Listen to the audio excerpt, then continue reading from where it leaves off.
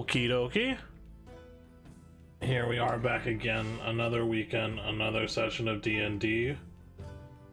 Tonight, another issue comes to a head with our party springing a trap, hopefully, of some sort on an unsuspecting enemy. So,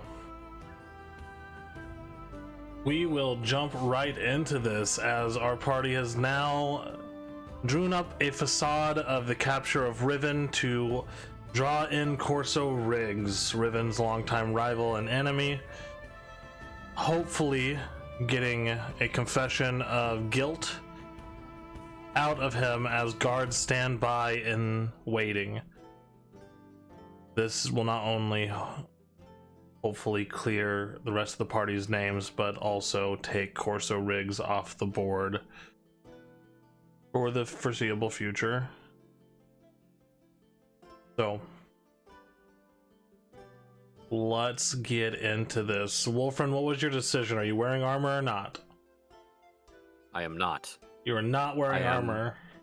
Banking on a surprise round with which I can don my armor. Okay.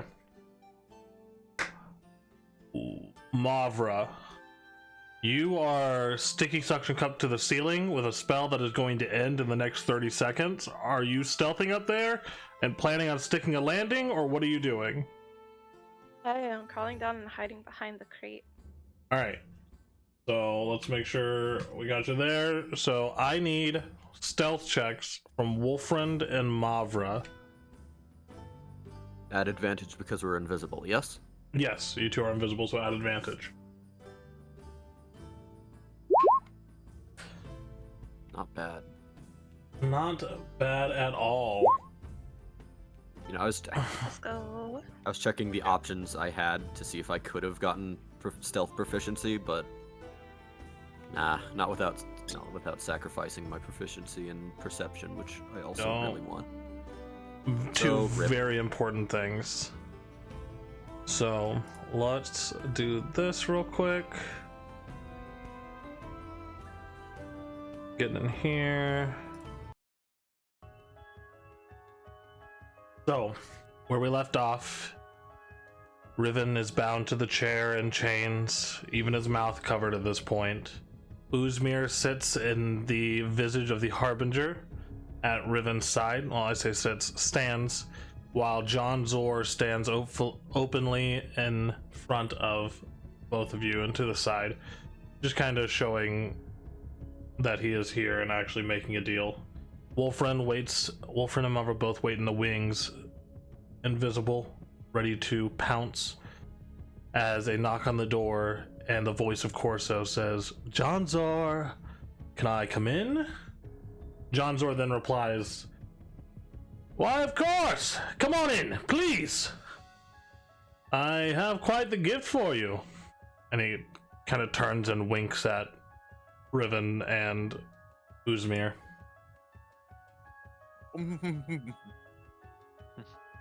At this point, we have a small grouping of people begin to enter into the building. Looks like 3 people towards the front of Corso and Sky or Silk behind, kind of following behind with her head down. As they enter, Corso begins to step out and says, My, Riven! Well, it hasn't been that long, but you sorry poor sod. Got roped into it again, didn't you? Yes, I agree. I am much smarter and talented than you are. But we shouldn't fight over that. John Zor. Sorry, what was that? And more handsome. Yes, true. Taller as well? Yes. More rigid jawline as well. I agree fully. It's the first time Riven's complimented me in quite a while. So, John Zor, you seem to have, I don't know, find yourself wanting to ingratiate yourself to me? And who is this dark, fiendish man that you've brought with you? Johnzor kind of looks back. Just a man for hire. I found him on the streets quite a while ago. He needed a place to work, and, well, I couldn't refuse the muscles. And I'm always one for a dark and broody type. Wolfram, that kind of rings in your ears a little bit too real. Wolfram just thinks to himself, God fucking damn it. Romance in the air. Romance in the air. Also, DM, apart from Silky and of course Corso, does Riven recognize anyone else? Let's see. There are two thugs behind Corso, between Corso and Silk. And you do not recognize either of them. They just seem like two maybe random thugs who might be under Corso's employ. The other man, the cloaked individual, you do know him.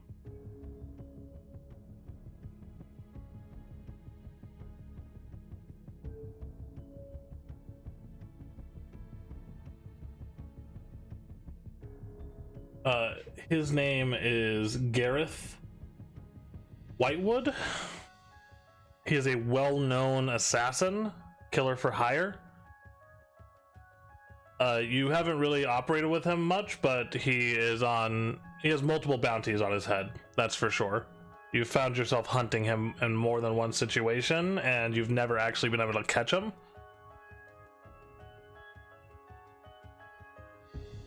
Are they for like dead or alive, or is it just dead?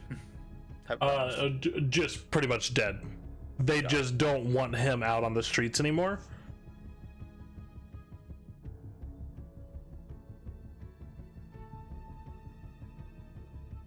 So, how do we want to do this, Johnzor? I mean, I take him off your hands, all of our transgressions forgiven. May I perhaps borrow your warehouse a little bit? Maybe I can get a little bit of information, a little bit of retribution from him.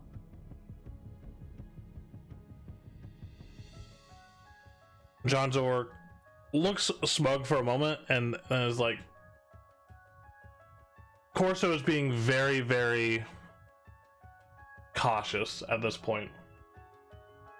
No, but of course, Corso, please come and take your prize.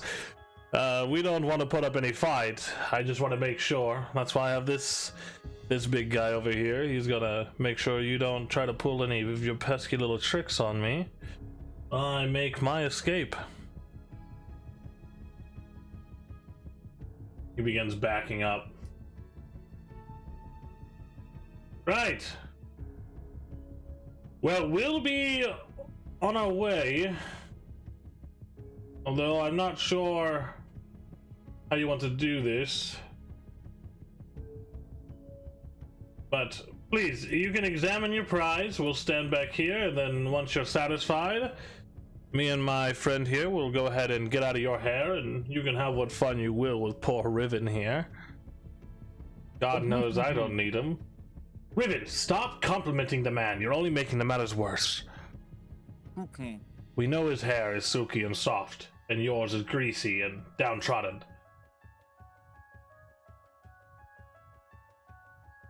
At this point, I need Johnzor to roll a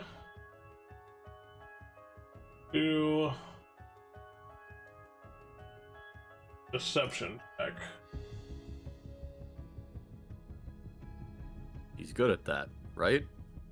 Oh man, you would think. Surely. Surely he must be good at deception. Alrighty. It's gonna be okay. Nice. Plus 10. Yeah, he has a plus 10 deception. He's a mastermind rogue. It's pretty good. It's pretty good. As he does this, Corso kind of continues to step forward. One of the thugs kind of accompanying him while the assassin and the other thug kind of shield off guy Well, I never expected it to be this easy, Riven. I figured the guards would get you and I'd have to have someone kill you in a prison cell. But we can't always get what we want, can we?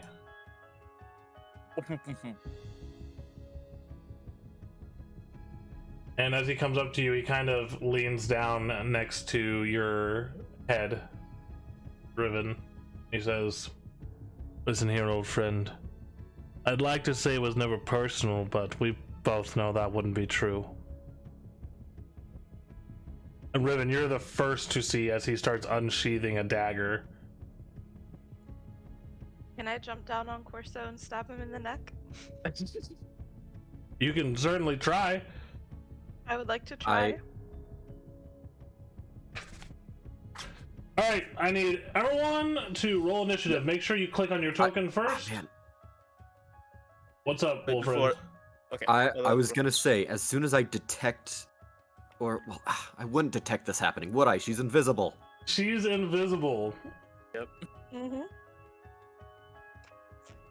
All right. Yeah, I was gonna say something as well, but then I realized, yeah, she's invisible. Though before we entered combat, does Riven have those like extra manacle thingies that prevent him from casting spells?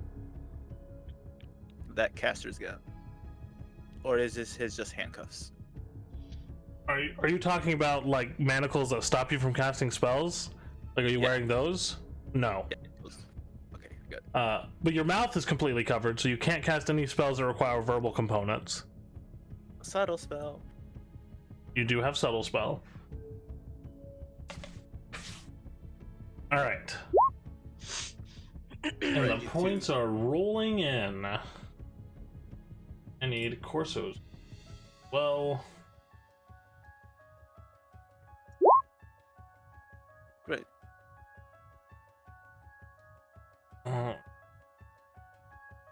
start with Corso. And he normal.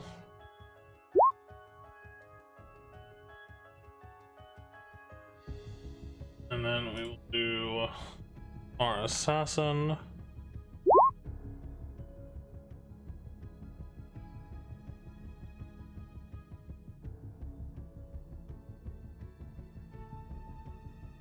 One is thug number 1.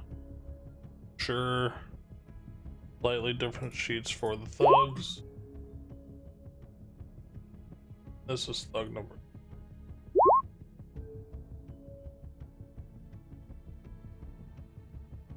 And then, of course, Sky.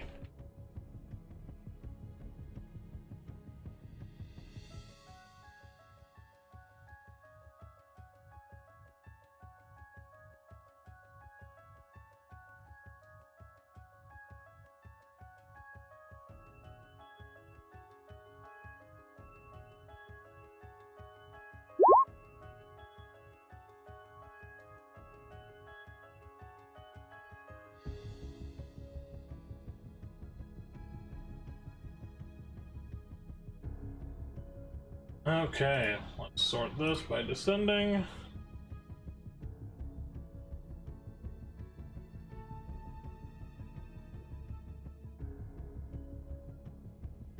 And we will have a surprise round.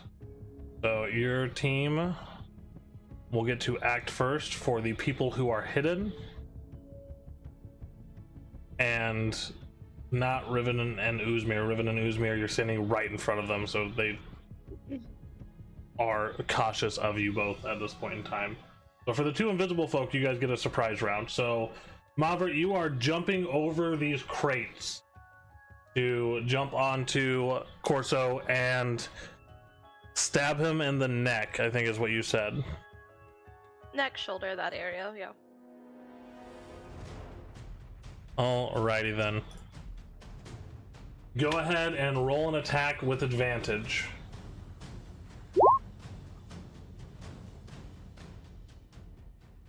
Alright, that is An an 18 hit. 18. Does an 18 hit Corso? Drum roll, please. An 18 does not hit Corso. Shit. As you jump over, your lunging towards him, still invisible, and as you impact Corso, your invisibility fades, and he kind of leans and rolls, so you slide over his back in front of Riven now. Your dagger in hand, no longer invisible. I'll take your ninja mask off. Question: Are Riven's hands tied, or is he in cuffs? He is cuffed behind his back, chains going up and connecting to a collar with a mouthpiece, so he can't talk either. Who has the key? That would be your good friend John Zor, all the way in the back. Nice. Great. Riven has Misty Step, right? Riven does have Misty Step. No, Riven does not have Misty Step. He has Thunder Step, which Thunder hurts Step, everyone, which will hurt everyone around him. So that's not good. Oh well. But I do want to mention Thunder Step and Misty Step.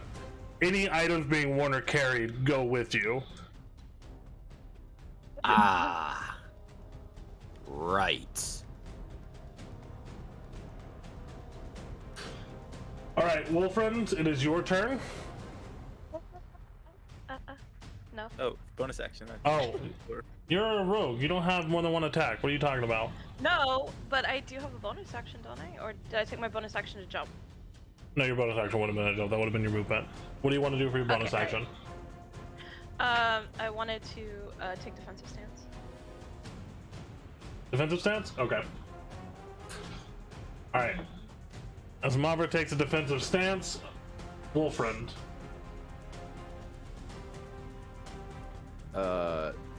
Quick question. Is this space here one I can inhabit unhindered? Which space? This one, directly to Corso's left. It would not be comfortable, but you could inhabit it. Like, it's not gonna... It's not gonna cause you disadvantage or anything.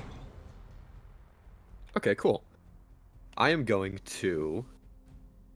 Well, action, summon my armor. Okay. Is this normal invisibility or greater invisibility? This is normal invisible.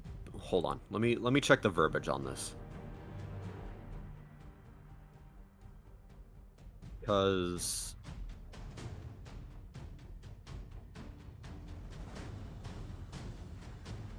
the spell ends for a target that attacks or casts a spell. Cast a spell.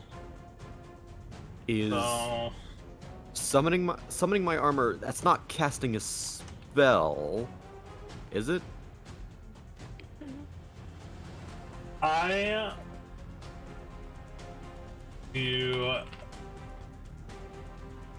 Because that would be like the same thing as like if you had a wand of fireballs and use the wand instead of casting a spell, can you cast all those fireballs without failing, becoming invisible?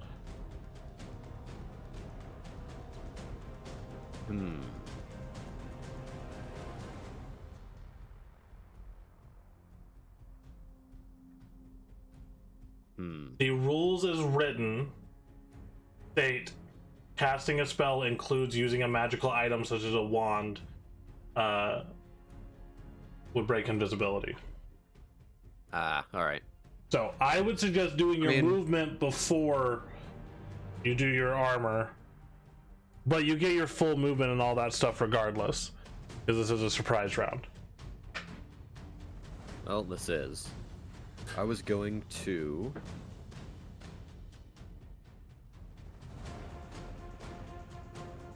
But keep in mind with the surprise round and you being invisible, if you were to choose to attack this round, you would have advantage on whoever you're attacking. I would. So you could take your two attacks at advantage, especially if you go to that spot, because the first one you have advantage for being invisible, the second one you have advantage for flanking. Yeah, well, I mean, thing is, it's 40 feet away. Okay. So, I mean, no matter how I slice it, it's more movement than I have. If I'm just doing what is your strength score. My strength score? Yep. 19 for a +4. 19. So you can cover a number of feet up to your strength score with a running long jump as long as you move at least 10 feet on foot immediately before the jump.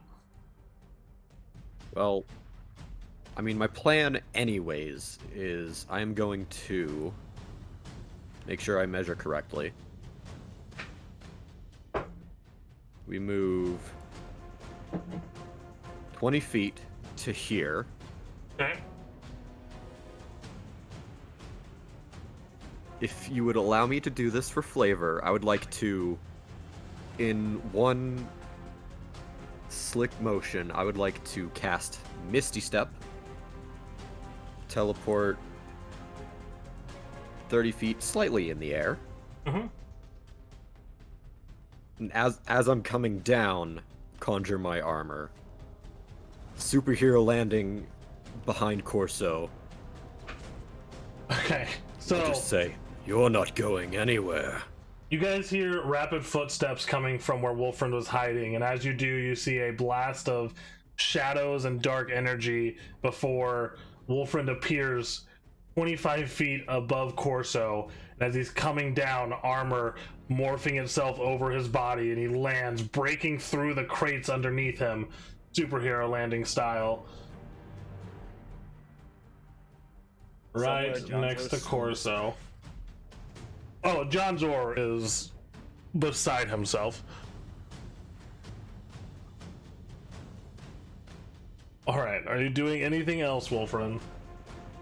I can do nothing else. All It's action, bonus action. I don't want to move anywhere else. So let's start this back up from the top, which is coincidentally Mavra. Yay. So I guess with the whole thing that you described before, him rolling up me off his back and everything, I'm going to, in that succession, go back and go for another slash at him. Okay. Where the? Okay, there it is. And then sneak attack. Okay, cool.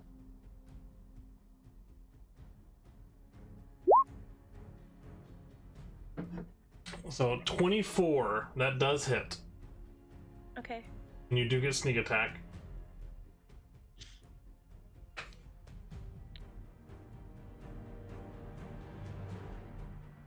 Alright, I would like to take my bonus action and rage. Do you want to do your damage first? Sure.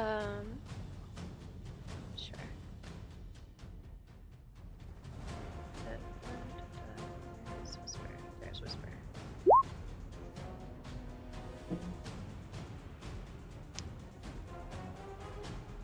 You do not get the rage damage because you were not raging before your attack, but you will get all your other damage. So that's actually 17 points of sneak attack damage.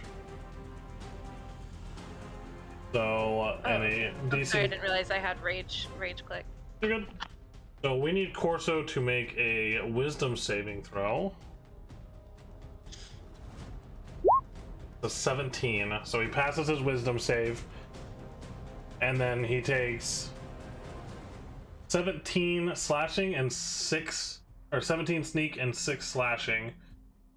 23 damage. Quick question, DM. I may be wrong on this, but wouldn't it be like a crit because of her assassinate ability? Are you an assassin rogue? Yeah, I have advantage on attack rolls against creatures that have not taken a turn in combat yet. Any hit I score against a creature that is surprised is a critical hit. Okay, so he is not surprised at this point. If she hit him Got during the surprise round, yes, it would have been a critical hit.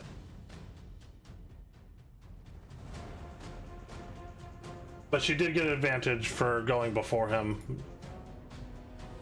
Yeah, I have advantage period because of flanking and all that other stuff. Right. Got it. And I have sneak attack too. So as he leans down, you roll off of him, entering a defensive stance, and then Wolfrind appears, and he turns to look at Wolfrind before you jam the dagger up underneath him, nabbing his shoulder. and he lets out a slight yell of pain.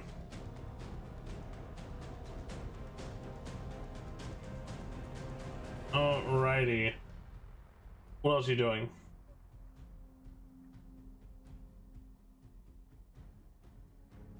I'm going to use my bonus action to rage, and that casts Storm Aura automatically.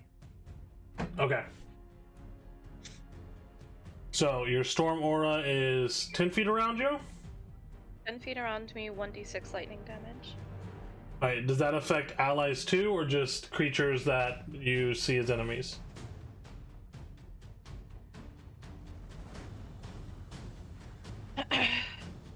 Whenever I activate my aura, I can choose one creature in my aura Okay. other than me. It takes lightning damage, or half as much on a successful dexterity saving throw. Alrighty, so he needs to make a dex saving throw, and then you can go ahead and roll the damage. I will say dexterity is something he's pretty good at.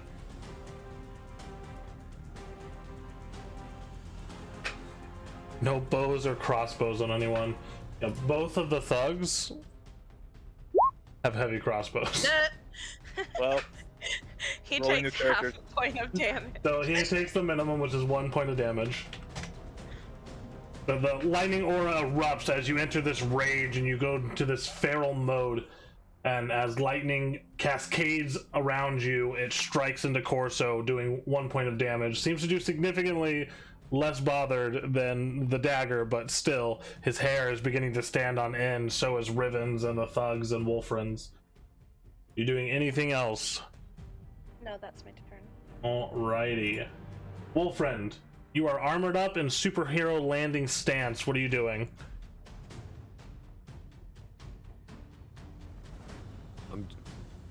I'm just going to say, come quietly, make this easy. We don't want to hurt you too much.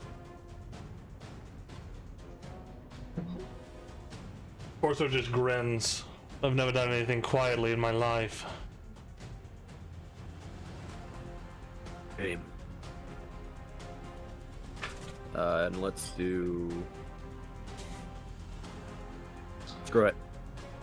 We pop Vow of Enmity on Corso. Okay. Is there a saving throw connected to that? Nope, it just kind of happens. That's my channel Alrighty. divinity. And To Vow of Enmity. we make 2 attacks. Alrighty. At plus 10 now. Dang, 27 hits. 27. And a 16. Ouch. Alright, you want to roll damage for the first one, the second one does not hit. Nah. We do not pump. Well, I will say this. Before you decide to pump something, and I need to look something up real quick.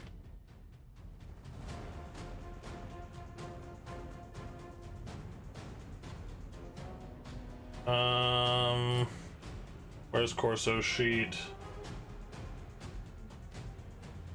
Ogre.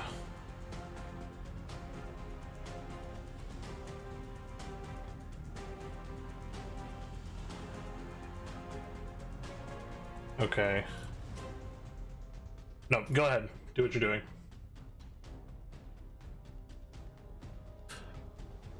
might level 1. Might level 1. Okay. So go ahead and roll your damage for your attack and your smite. He is going to uncanny dodge and reduce the damage by half. Ah, figures.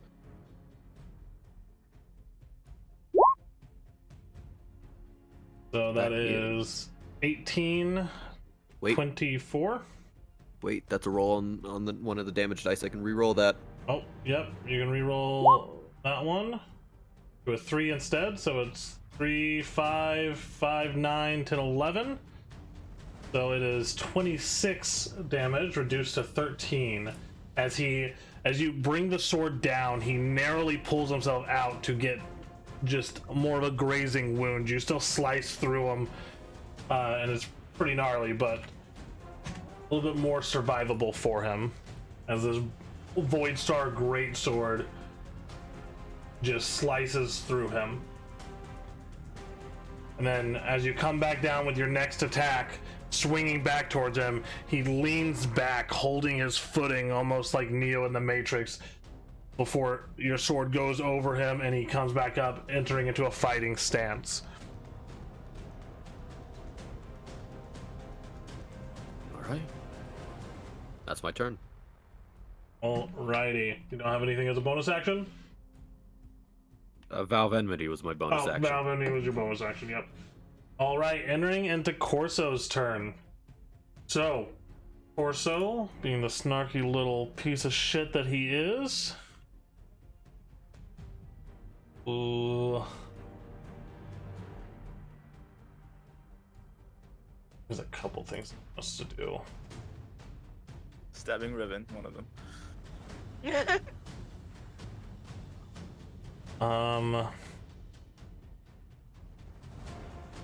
The first thing that he is going to do is cast Hex on Wolfriend. So he will cast Hex. So he places a curse on a creature that he can see within range. So he deals an additional 1d6 necrotic damage to Wolfriend at this time. He also gets to choose one ability when he casts the spell. So the target either has disadvantage on ability checks made with the chosen ability. If the target drops to 0 hit points before the spell ends, he can move it as a bonus action. So... Yeah.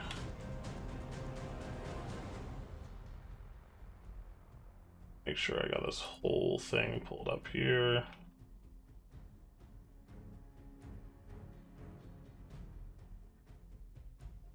All right, Wolfriend, he is choosing strength checks.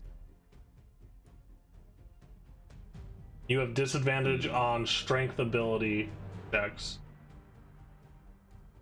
Probably smart of him. He's fought you guys before.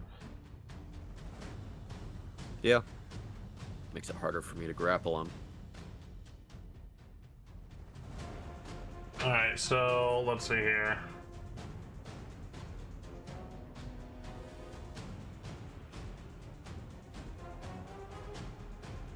Yep, I just want to make sure. So, attack rolls are not ability checks, so you don't have disadvantage on attacks that require strength. Yes. So, I just wanted to make sure. So, oh, awesome. You already put a hex marker on yourself. Oh. You can do the eyeball. I think this works better. Okay, that's fine too. So you are hexed. That is his bonus action. As his action, he is going to take an attack.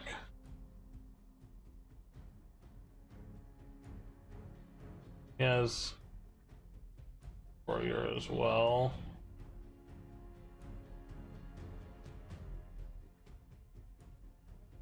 Oh.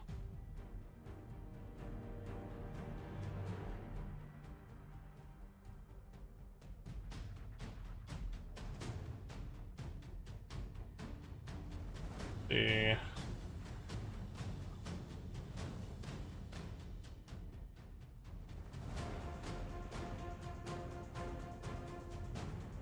I want to make sure I'm not about to cheat.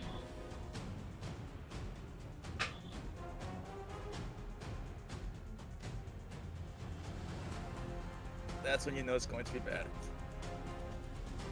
There's just so much stuff.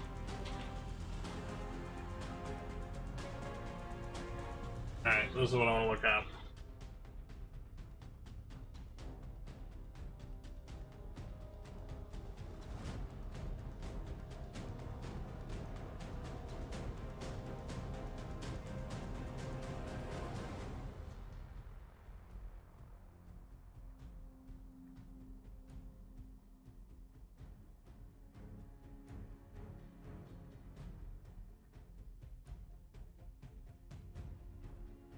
Oh.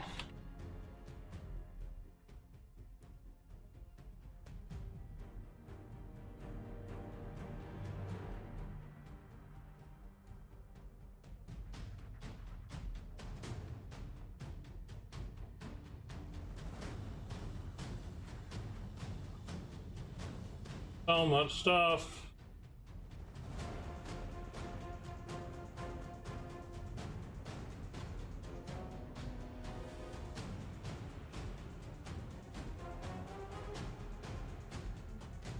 Okay, yep, cool. He is going to make 2 attacks with his packed weapon. Very well.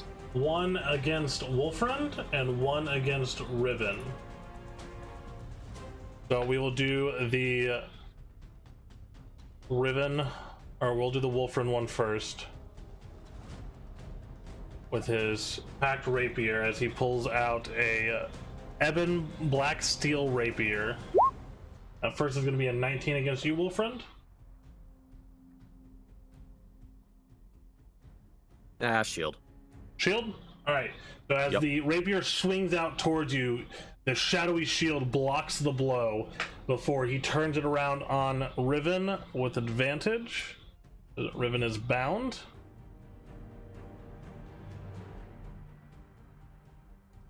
As he does this, it was a 29, Riven. That definitely hits. All right, and so he has advantage. He does get sneak attack. Yep. He does not have hex on you though. So there's 22 sneak, 8 piercing, and 6 necrotic. So that is 36 points of damage to you, Riven. Oof. Riven heard it. That is the end of Corso's turn. As it is now the assassin's turn, who will proceed to run this way before firing off a light crossbow bolt at you, Not the crossbow. Mavra. Alrighty, let's see here. So Mavra is a 21. That hits. Alright. Don't know why it doesn't have that on there, but fix that on these guys too. Advantage toggle, auto roll damage.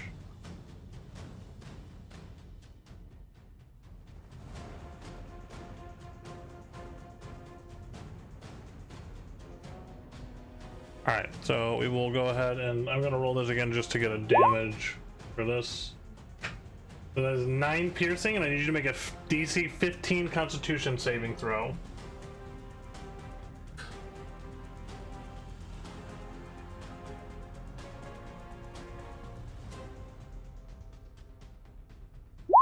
My worst thing. That's a 15, so you take half of the poison Wait. damage. So you, Oh, you make it.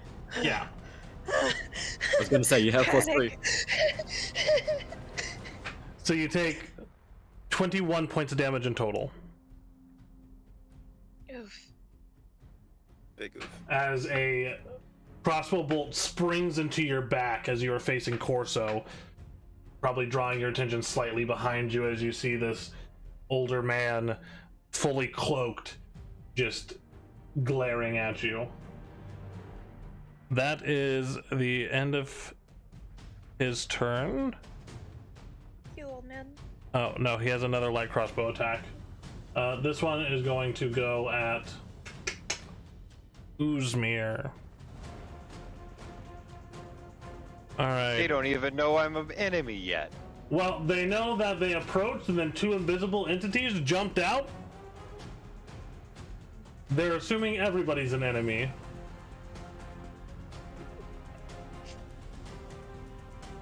And that is normal, not advantage. That is a natural 1. So he will be rolling D100.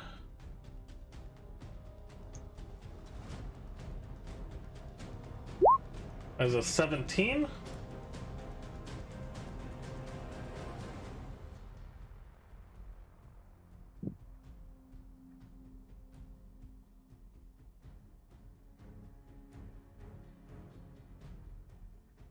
And he hits himself. The bolt backfires, hitting him for 1d8 damage.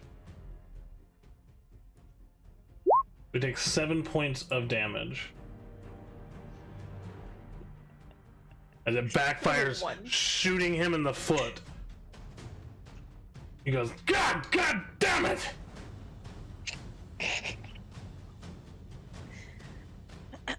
Uzmir, it is your turn. Okay.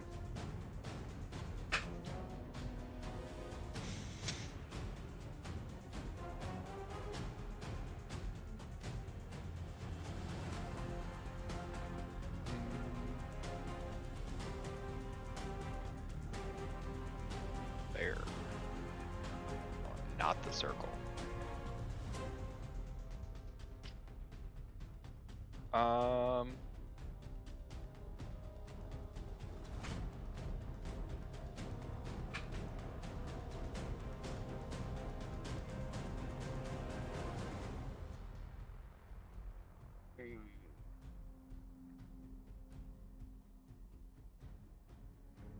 Got this, boy.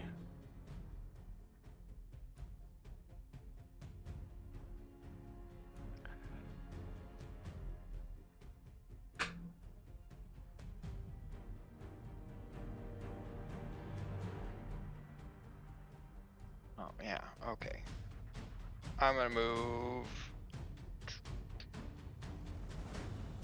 Huzzah! And I'm gonna hit this fucking guy. Okay. You have advantage because you're flanking. With my Senta Slasher. And I'm gonna go ahead and activate one of its charges too.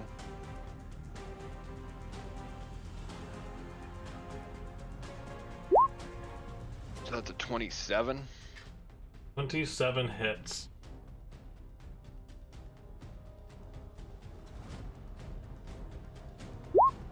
For 12. 12 as Uzmir, you glide across the battlefield, wreathed in shadows, appearing behind them, bringing the Senta Slasher down, slicing into them.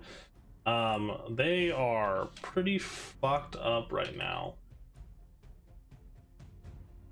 Still standing, but barely. He has to make a DC 14 Constitution saving throw. Well, you wouldn't guess it, but that is not his strong suit. A 4? Wow. So I think I did this right. Yeah, so he takes another 11 points of poison damage and Yeah. he's poisoned for 1 minute. As you slash into him, it takes a minute for the poison to take effect before you see his body pulsate with the poison seeping through his veins at this point, and it would last a minute if he was not rendered not alive.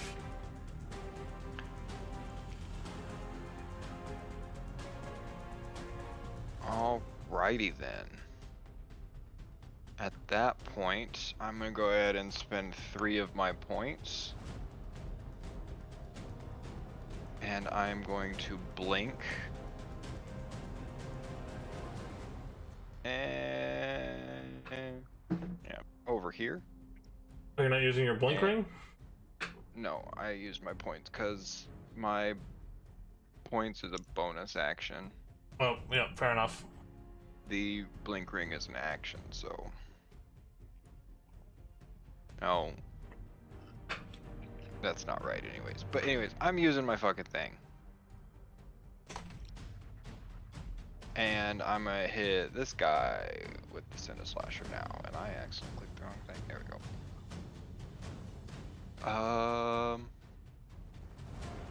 Yeah, I'm not gonna use a charge on this one. 27 again. Righty. 27 does hit. For 12 points. 6 regular, 6 poison. Alright, let's here.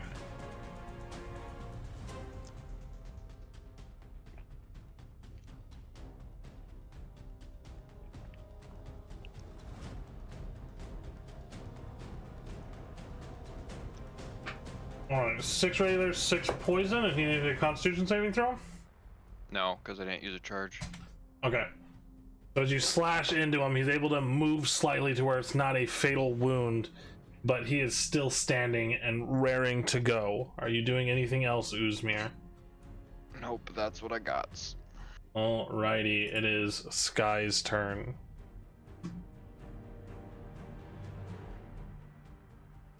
So, Sky is going to do a couple things here. First of all, she is going to Shadow Step.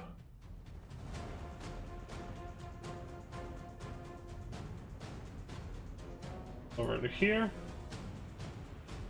And then she is going to make 2 attacks against this man. The first is an 18. The second is a 13. Both of which hit. So the first attack does 11 bludgeoning damage. The second attack does 8. The man is still standing, and she is going to do a flurry of blows. So with that, she will make 2 more attacks.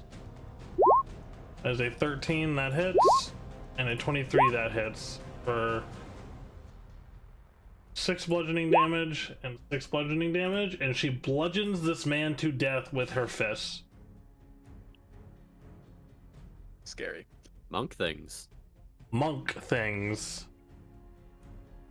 She looks back at you all and kind of nods and enters a fighting stance as well, but that is the end of her turn.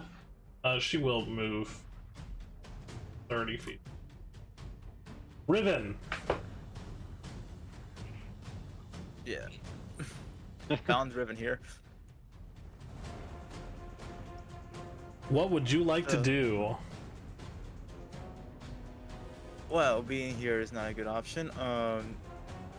Riven's gonna try and then weasel his hands out of the handcuffs if it's possible.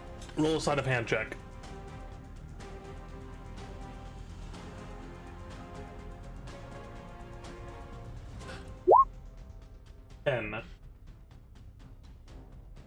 The shackles are pretty tight.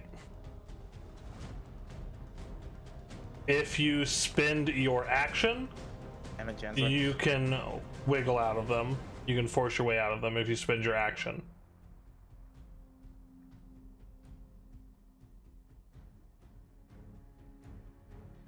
And one more question, DM. Does the sleep spell affect my allies? Or can I No. choose who? You choose. It's based off of a hit point rule, right? Mhm. So let's see. Sleep spell. Let me just look like. So you roll your dice, and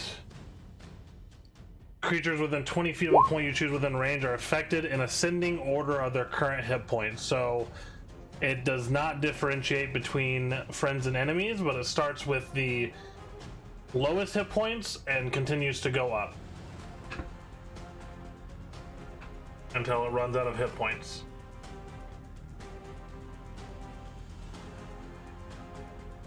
Alright. Alright, well, Riven's gonna take his action to get out of those dumb handcuffs. Okay, so you manage to force your way out. It's pretty painful as you dislocate your thumb to get it out of the shackles and manage to get your other arm out too. Your arms are no longer bound. Oh, that stung. And as for a bonus action,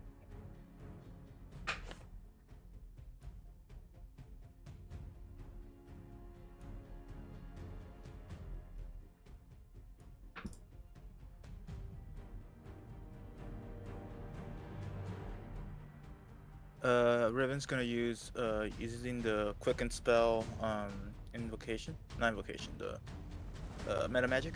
Okay.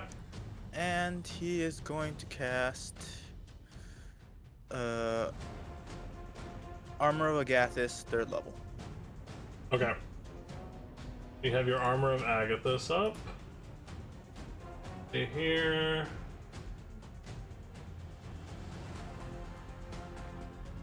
Armor of Agathis is gonna be...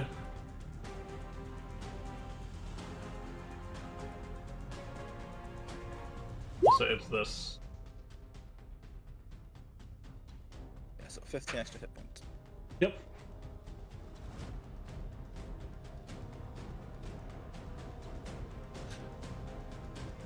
So for that, easy enough.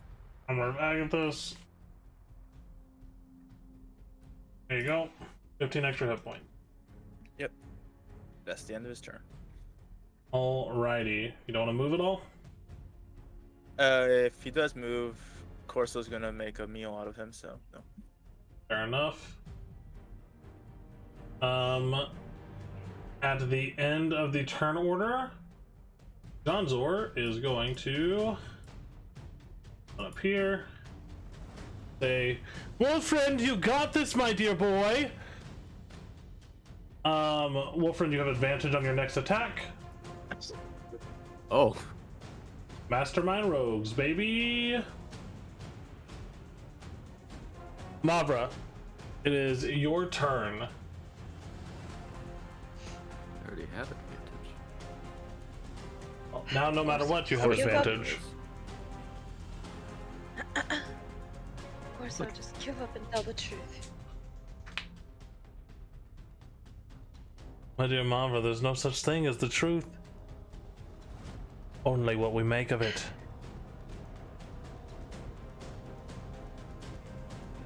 I don't want to do this.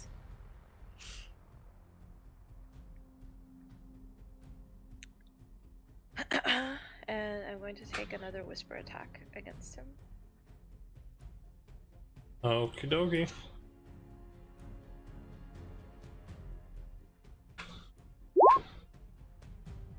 $14 does not hit. Good. Bonus action, I would like to use my rage thingy. Okay, so he needs to make another dexterity saving throw. That'll be a 29, so he will take half damage. So he will take half is 2.5, rounded down is 2 points of damage from your electrical aura. He gets really bad static electricity. Oh yeah, you're rubbing your feet on the carpet real hard right now. You doing anything else? That's all I got. Okay, so as you swing at him with the dagger, the electricity webbing off of it strikes him, doing a couple points of damage, but overall he seems fairly unfazed by it. Wolfriend, it is your turn. All right, I have 3 different sources of advantage right now. Yep. You know, for what good that does me. Just throw your sword across the room at the assassin You've got super advantage. with advantage. I'm not. I kind of do want to a little bit. However, Triple advantage, though. I know. I feel like the assassin across the room is. How's he looking? He looks pretty healthy for an old man.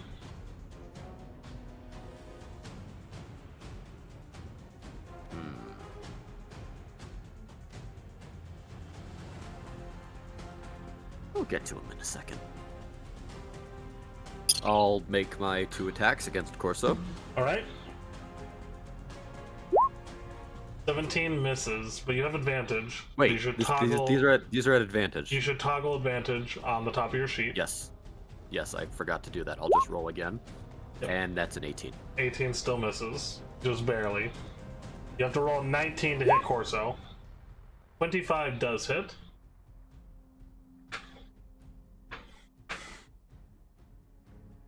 Wait, those first attacks that I made weren't at advantage, and they should have been. Oh well. But yes, that's 1 hit. How's Corso looking? He looks, I mean, like, he's hurt, but he's not bloodied. He's not below half health. But he's taken a decent beating so far.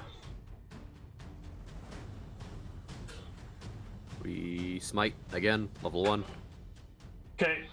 He's going to use his reaction to uncanny dodge and reduce the damage by a half.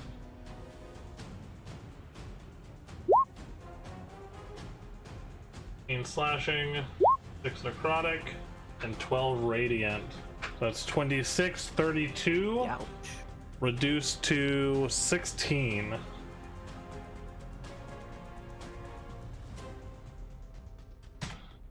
As he dodges your first incoming blow, you manage to jab back with the blade, slicing into his chest as blood begins to kind of spittle out of him. And he just smirks at you and says, "That won't be enough."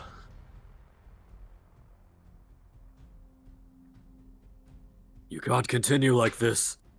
Not forever. And that'll be my turn? Question mark? Okay. No bonus action?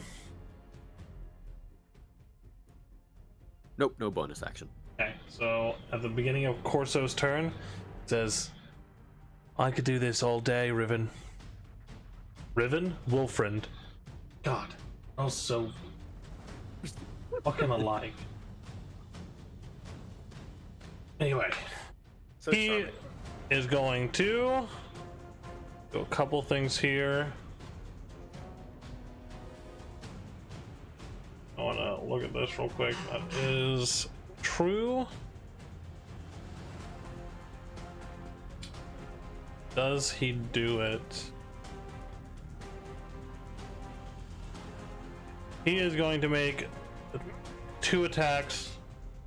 One against Mavra. One against Wolfriend.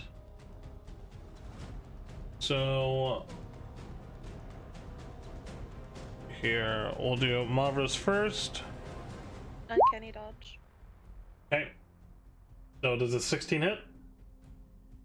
Yes. 16 hits, so you will take half damage from this. He does not have advantage. So he does not get sneak attack on this.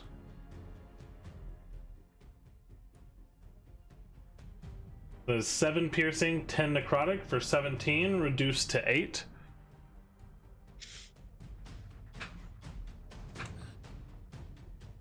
So as he slices back towards you, his rapier whips through the air, slicing you across the shoulder and arm.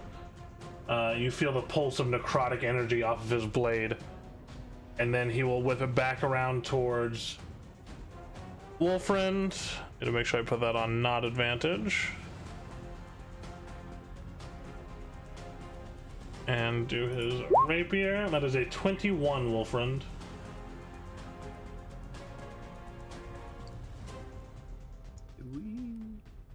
Yes, we do. Shield.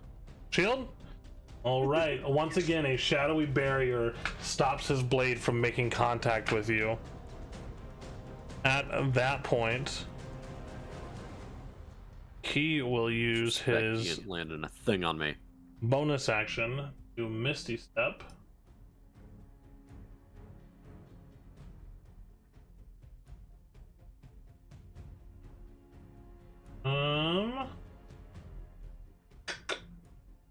Where does he want to go? He'll go right here. So in a cloud of kind of dull gray but sparkly dust, he disappears and reappears behind Uzmir. That is the end of his turn. And it is the assassin's turn, who will make 2 short sword swings at Uzmir. These will be at advantage because he has flanking. As the assassin whips out a short sword, he is going to slash at you twice, Uzmir. So the first one is an 11, which I assume misses. Yes. And then the second attack is a 23. That will hit. I need you to make a... Are you immune to poison or resistant? I'm immune to poison. So you take 4 points of damage. Hey. He slashes into you. Alrighty. At that point, Uzmir, it is your turn.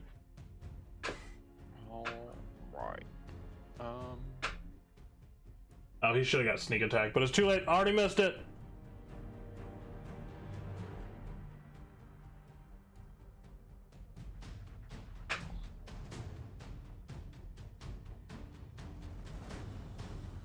I am gonna go ahead and attack the assassin. I am gonna pump a charge in this time though. Okay.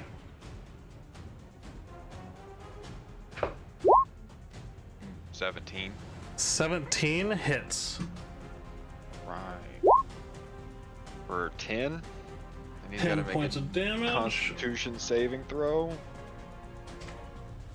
He will roll a con save. Needs a 14 or better. Got it.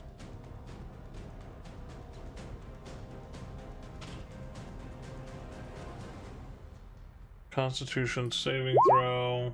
A natural 20. Dang. Alright, we're gonna go ahead and swing again then. Does he I'm take not half using damage from charge. that, or just no damage from that? No damage from that. Okay.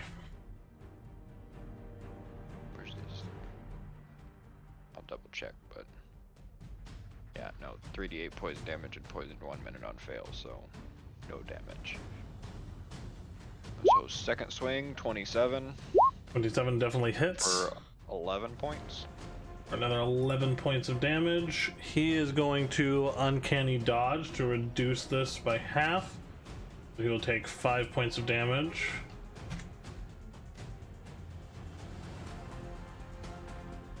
You doing anything else, Uzmir?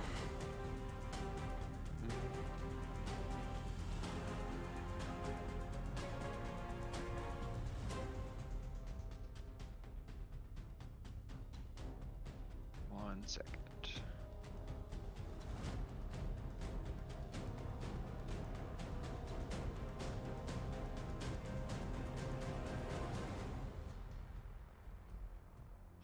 Action. And no, I think I'm gonna leave it at that for now. Okay. So after you, it'll be Sky's turn. Sky is going to run up here. Actually, I do not think she would confront him that closely. She goes, Corso, please stop this. Just give up. Admit what you've done and live your sentence. Please. Corso kind of smirks and ignores her as she is going to run up. She'll run up here and get advantage on the attacks against the assassin and make 2 attacks. That is a 22. Oh, she has advantage. I should probably toggle that. She'll roll one more time to see if she gets a natural 20. She does not. So that is going to be 7 points of bludgeoning damage against him. And then her next attack, a 13, which does not hit. She's going to flurry of blows and make 2 more attacks. Is a 15, which does not hit. And then her last attack is a 20, which does hit. Another 9 points of bludgeoning damage, and this assassin is looking rough. Just monk things.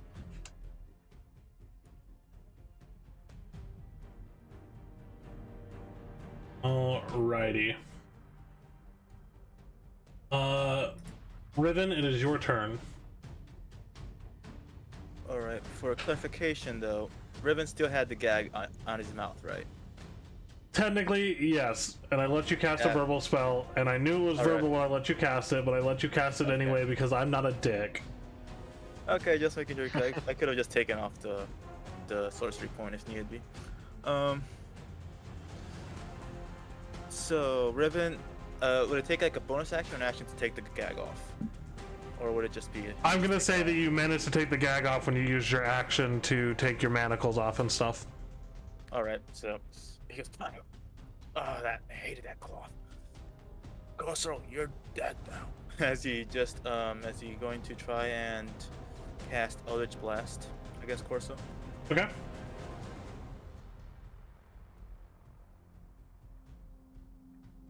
He goes, Ignis obscurum. And Eldritch Blast fires out. You have 2 bolts now or 3? Just 2, I think. Let me double check. I don't want to. Yeah, just 2 for now. All right. The first one, as these 2 shadowy bolts of dark energy fire off, the first one, he whips his rapier back, knocking it aside. The second one, you want to go ahead and roll for the second one? The second one manages to get past his blade and slam him right in the chest. So go ahead and roll damage for your second one. 3 points of force damage. Kind of singes his armor and the wound that Wolfrin made earlier. If you think you're gonna kill me with that, Riven, you've got another thing coming. Oh, please, don't give up. I would love to just kill you right now. And anything you can really do as a bonus action? Not really. Okay, you know what? Yeah, sure. And after that, since Riven's not thinking clearly, he's gonna cast Hexblade's Curse. Okay. So. Does that require a saving throw? No, just there. Right, Hexblade's Curse. That. Yeah, and everyone could tell that Riven's just like, he's like just he's not there yet where he snaps and he'll kill Corso like immediately, but he's getting close there as the taunts were getting to him, and they could, and his companions can see that. Okay. You doing anything else? And nope, that's it. That's his turn. All right. At the end of Riven's turn, John Zor comes back out and he goes, Mavra, she's our girl. Don't kill him, but maim him, please. Mavra, you have advantage on your next attack. Neato. My cheerleader. Mastermind Rogues are just cheerleaders at this point. It's the only ability that he's really able to use right now because he is not going to risk his life for you guys. Mavra, it is your turn. Okay. I'm gonna take my poisony bow and I'm gonna shoot at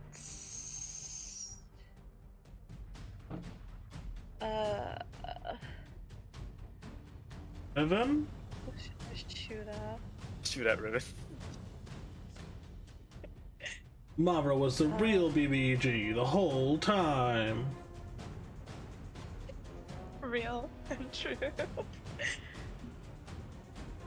I'm going to shoot at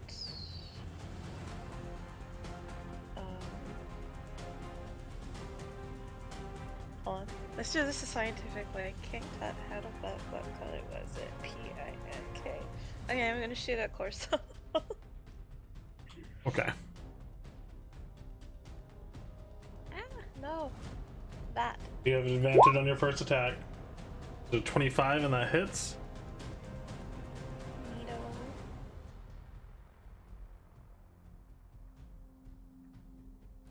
Go ahead and roll damage with sneak attack because you have advantage. You have an ally within 5 feet. And I'm raging. And you are raging.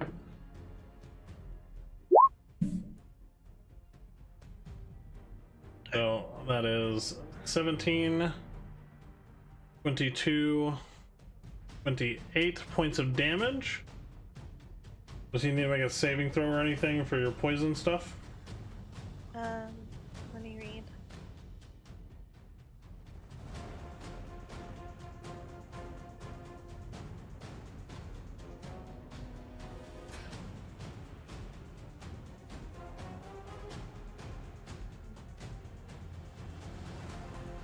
Only if I spoke my word. Okay. And he And will imbued it with use... the extra venom. Right. He will use his reaction to uncanny dodge, half of that. So instead of 28, he will take 14 points of damage.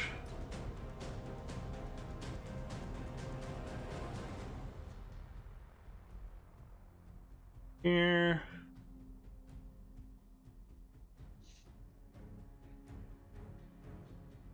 Oh, also, his attacks have totally been hidden from you guys this whole time. I apologize for that. They're on public now. Oh, You know, when we trust you, alrighty. when we care. Now he will take 14 points of damage. You doing anything else? Second attack? I don't have a second attack. I'm just gonna take a defensive stance. Okay. Take your defensive stance. Wolfriend, it is your turn. We run. Here. Okay. How hurt is Corso right now? That we can see? He's pretty beat the fuck up. Okay. He's, And he's on He the is- I have a losing side. question. I will say, currently, Corso's on the losing side of a mosh pit.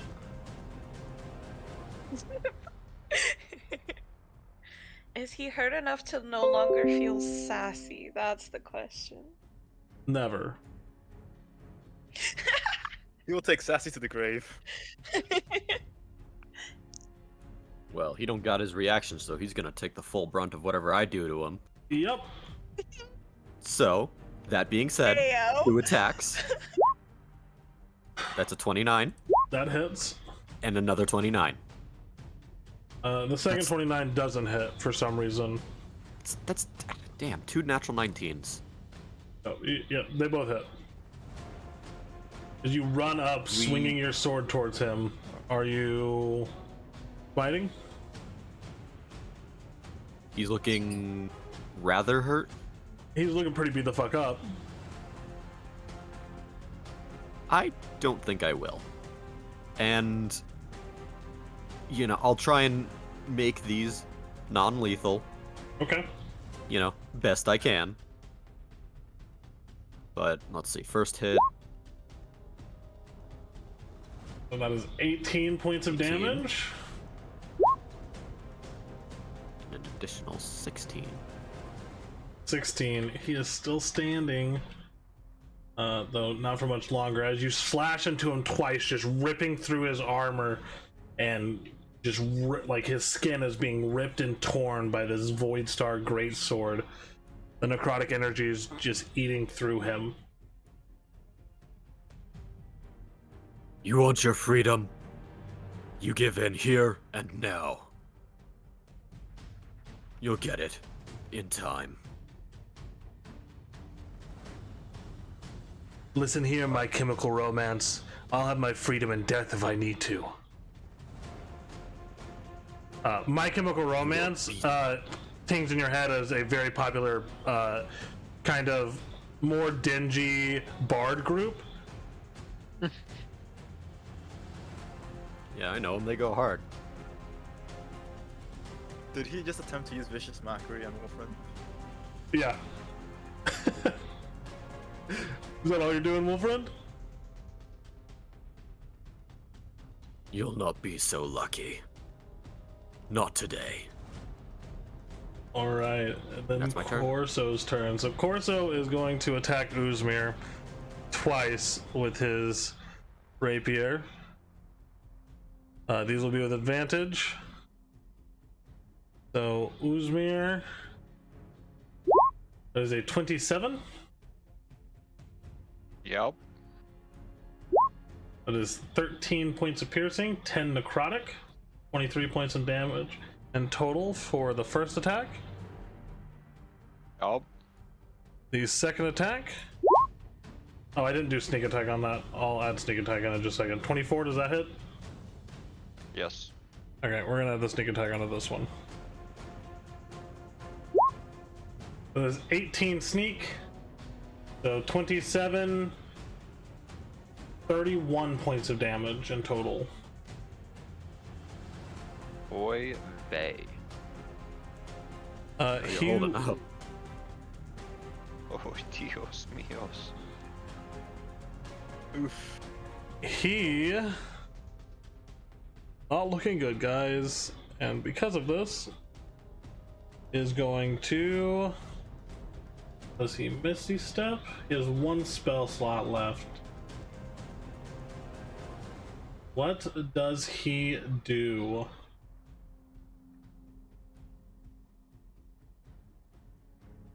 First of all, he's ending concentration on Hex, so you can take Hex off yourself.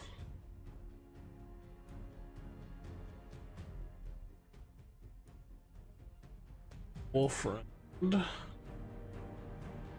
Oh, Yeah, Wait, Wolfen's hold dead on. now, apparently. there we go. So that would be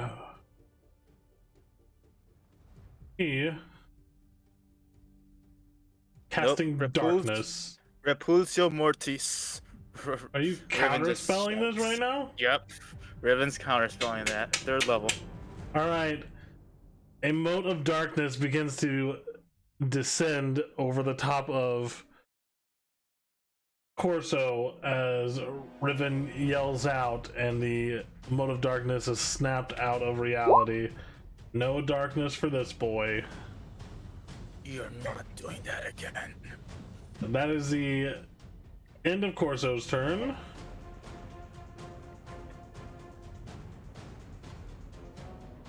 That is the assassin's turn. The assassin is going to attack Uzmir twice with a short sword.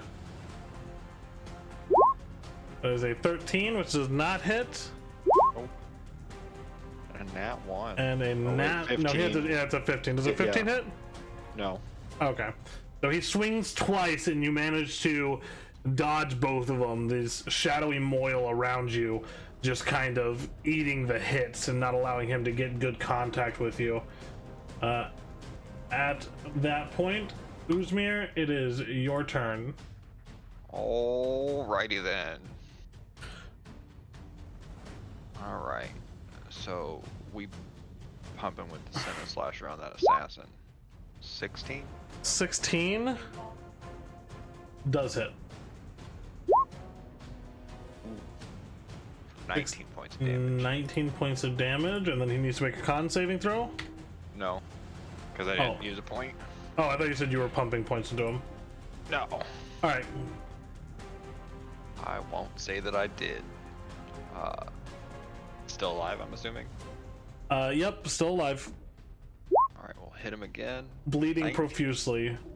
19 hits, For 20 points of damage. 20 points of damage. And with that, with one final blow, you cleave this man in twain, hamburger style. Okay. And As then the top of his torso falls to the ground beside his legs, and his legs following shortly after. yeah, Ew, gooey. I'm gonna flip around to the side of Corzo, Okay. and I'm gonna be using my accelerated mind to regain my attacks. Okay. And with advantage now. So in And- flickering shadows, Uzmir appears next to Corso, raises his axe. Go ahead. Give it advantage. Are you pumping points? No, and of course non-lethal. Okay. So 18 18 does not hit. You need a 19 to hit Corso. and then 27. 27 does hit. That is 20 I guess points of since it's damage. non-lethal, does poison still affect? Poison is an effect of the blade itself. Okay.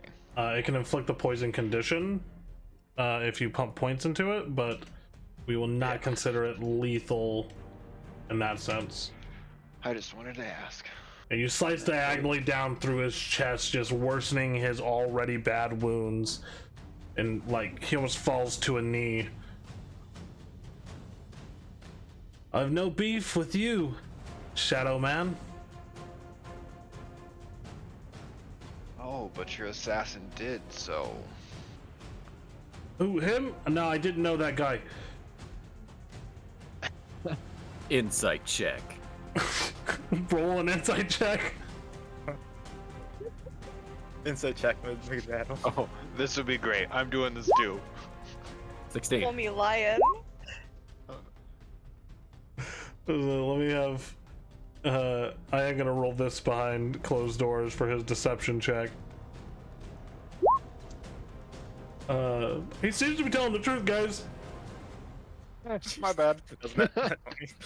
He definitely didn't roll 33 for his deception check. You know, My I'm bad. not I analyzing guess this right I'll now. leave you alone then. We're still in combat. All right. You doing anything else, Uzbir? Nope. All right. It is Just Sky's use a Jedi turn. mind trick. The Sky just goes, Corso, just give up already. You can't win. There's too many of us. She will not attack Corso. I apologize, guys. Riven, it is your turn. I so want to kill him so badly. And You can, Riven. yeah, I wish. The problem A, Riven does not have his weapon out because of everything that happened, which was very disappointing. I mean, you Yeah, can't just stalk him. I don't know if you can non-lethal an Eldritch Blast. Exactly, and that, well, Riven is really incensed at the moment, and he's gonna rush. There's no way to get advantage in this. Nope. Well, either way, Riven wouldn't care about advantage at this point. And he's going to attempt to sock the man in the mouth. All right. Roll just your strength score, my guy. Yeah, Really, I mean, I do have an unarmed really strike hope this button works. Oh, you have an unarmed strike button? Yeah, hit that. which doesn't help me at all. And that is just is what it is. A 4. You run up to Yep. punch him, and he just barely moves his head. He's in a lot of pain, but he's able to dodge the strike fairly easily. He just goes, Stop. Riven, you never learn. Please, you're embarrassing yourself. Stop moving and let me punch you in the fucking face. And does he get 2 attacks or no? It does 2 Only attacks, with but- your packed pack weapon. Yep. Wish he had a Your bonus fingers action for were that. only made for punching once. Very sad. Any bonus actions or anything?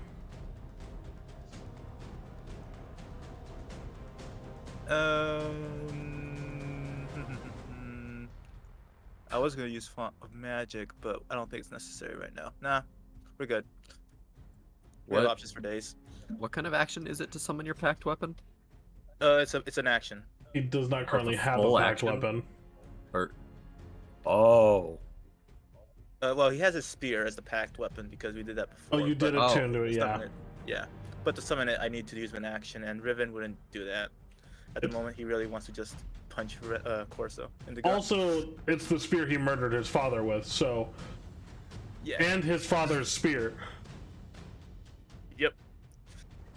So yeah. So that's the end of Riven's turn. Alright, at the end of the turn So order, fucking brutal.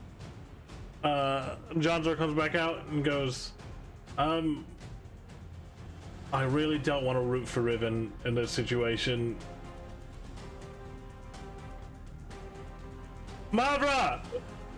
Can you, like, knock him out or something? Please! I can try. You have advantage on your next strike. Mavra, it is your turn. Y'all fat heads him away. Riven isn't that tall. But you're standing on a bunch of planks of wood.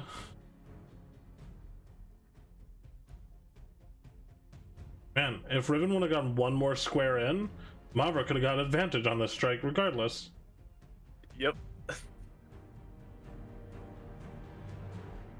tactical genius at work. Hey, Riven's tactical genius is amazing.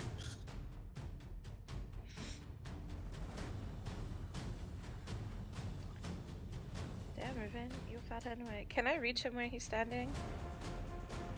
Can, like, with what?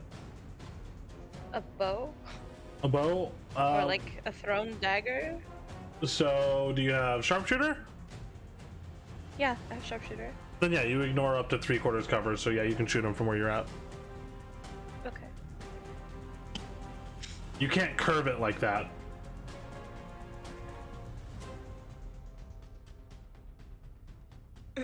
Okay, so how high is he standing? The plank of wood's probably put him up about 8 feet off the ground, and he is about 6 foot tall. 5 foot High up. as Okay. fuck, my guy. I was just making sure he'd be tall enough for me to like take him in the shoulder or something, like somewhere non-lethal. Yeah. You're just really good at weaving arrows and daggers between things, so you can hit him between Riven and Wolfriend. I'm gonna hit him between the cheeks. Oh damn! The butt cheeks. You can't curve a dagger like that because he's facing Riven, and then have to curve around to his backside. Okay, if I roll on that 20, it bounces off the wall and hits him with the butt. All right, if you roll on that 20, then it bounces off the wall and hit them in the cheeks. Yeah, it does. Just don't roll on that one. Okay. Because that is gonna bounce off the wall and hit me in the cheek. Also, every single time that Riven brings up, please don't roll a nat one, somebody rolls a fucking nat one. It's cursed, I swear to God. Hey, please don't roll on that one.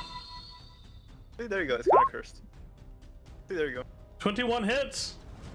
Not a natural 20 though. Hey, not a nat 20 though, it does not hit him in the cheeks. That's close.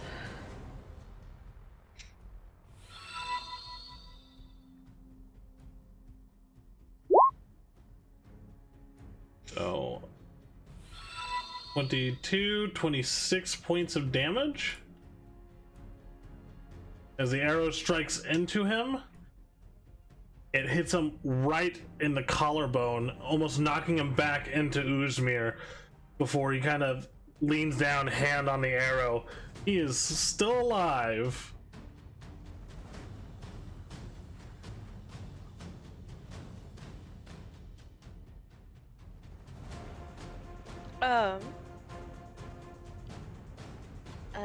I guess I'll use my movement to move here by Riven to keep Riven from doing dumb shit. Okay. I'm gonna say, Riven, we need him alive. I don't want to go to jail. The cops then are I'm right going next to- door, Riven. And then I'm going to take a defensive stance and end my turn. Okay. Wolfriend, it is your turn. You're staring down a man on the edge of life and death. And he's just sitting there holding his wound as you hear him go, "Well, I didn't see it going this way." Fate truly moves in mysterious ways, doesn't it? And I'll just try and restrain him. Alright. Roll an athletics check. Athletics check. That'll be a 15. 15 versus his acrobatics. He's not actually proficient in acrobatics. A 12. Yeah, you managed to get a hold of him, kind of pulling his arms behind his back. It won't end the way you want it to, Riven. Until one of us is dead, we'll always haunt each other. So wanna kill him. Later. Oh, Riven's just nah, it's not his turn yet. You doing anything else, Wolfriend? No, I mean, I have him held. Right? Yep. Oh, that'll be it. Okay. Corso's turn. He is going to try to escape your hold. So I need you to roll another athletic checks, and he is going to roll another acrobatics check. Is a 14 versus your 21. He is not making good headway here. Come on. All right then. Let's see here. You know how this ends for you. On this day, anyways. You know what would be Wolfram nice? got that grippy thing. About the grippy thing.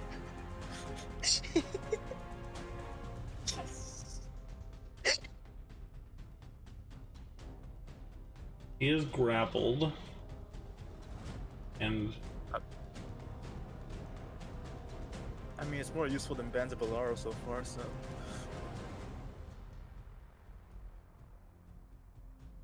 Wolfram, stronger than the bands of Bolaro.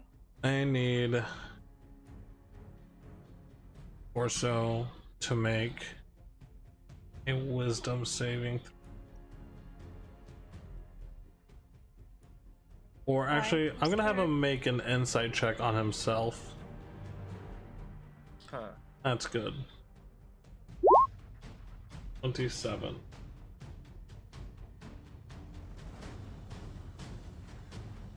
Alright. Alright, I give. He was about to bite his own tongue off and kill himself. That would have been gruesome, right? Very much so. Alright, I give. I'll tell you what you want to know. But please. This would have been a lot easier if Riven would have just killed me.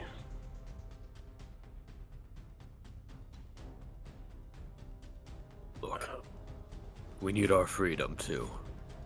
Alright? Alright, let's make a This deal is how then. we get it. I'm not the one you're to be dealing with. That would be Deal? Riven. What kind of deal? We make sure you all get your freedom, and then you never see me again. Alright. The first time you disappear, you get us in more trouble. No. How Well, about you admit what you've done, and in return I don't knock you out? Well, it doesn't sound like you're all too keen on killing me, so I figure I can hold out for a while. You're saying that. I'm We're not keen on killing you. But that doesn't mean you can't die. Roll an intimidation regrettable. check. Intimidation check. Oh, damn. Is this gonna be one of those things where you kill me and then you bring me back to life, and then you kill me and bring me back to life over and over again? It can be. Maybe. You made that an accident. I feel like if this is all fumbling towards my death, if I'm gonna die anyway, why would I tell you? Truth, if we tell the truth, you just go. Well, Dummy? we all know that's not true. I'm gonna lean in, red eyes staring into his. You realize nobody in this town knows my face, and I could disfigure yours and turn you into a slave faster than anybody else can catch me, right? And I will like to roll an intimidation on that. Okay. Roll intimidation.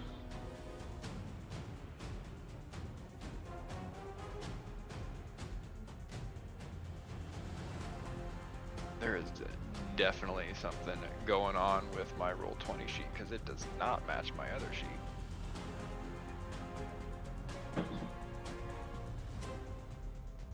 Oh, I didn't level up on my roll 20 sheet, so this is a +7, not a +5. I Okay. gotta fix my stats. 10-4. Jeez. Ooh, still not good though. Look, I'm gonna be honest with you all. I'm in a lot of pain right now. Death, her gentle embrace sounds pretty decent. Going free sounds pretty decent as well. But, we all know, look at Riven. The moment you get me to say what you want me to say,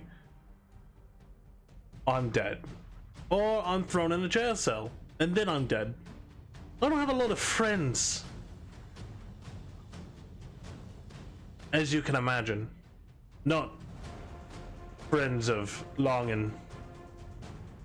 long-term sort of thing. More of flights of fancy. So you can threaten me with slavery or whatever you want to do. And honestly, I don't know who you are, Big Shadow Man, but obviously you're palling around with Riven, so you can't be too smart. Every single word he utters makes me want to kill him. Wolfram, make sure his hands are restrained. And Riven's gonna try and put his manacles on around Corso's wrists. The manacles that you slipped out of? No, Riven carries manacles. Okay, cool. Yeah. I'm gonna take his sword. Okay. Please, gods, make it so I don't have to hold him down anymore. Is Corso restrained now after Riven? Yes. Does he have any other weapons on him? Let's see.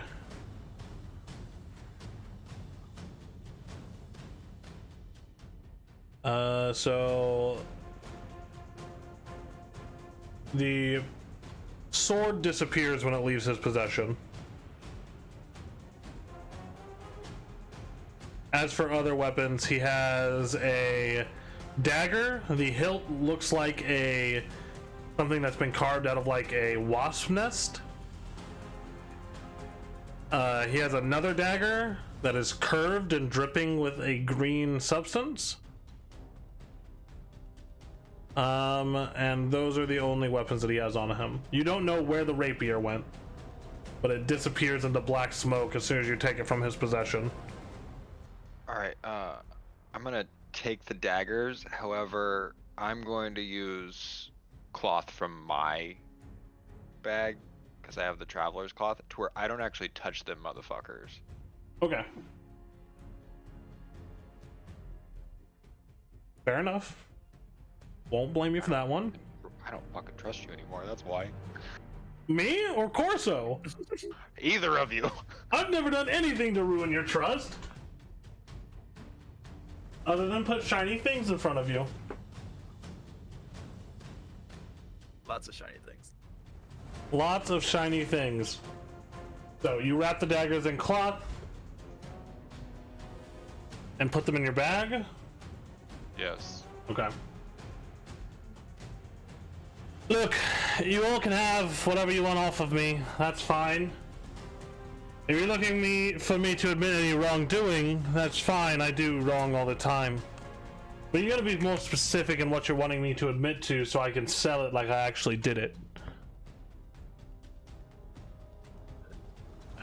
Come on, let's get him on the chair. And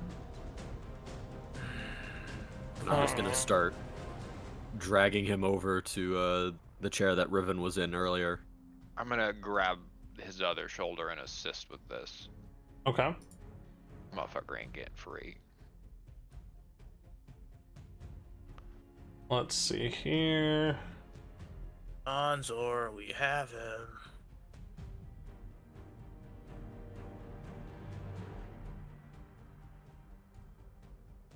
Let's grab this real quick.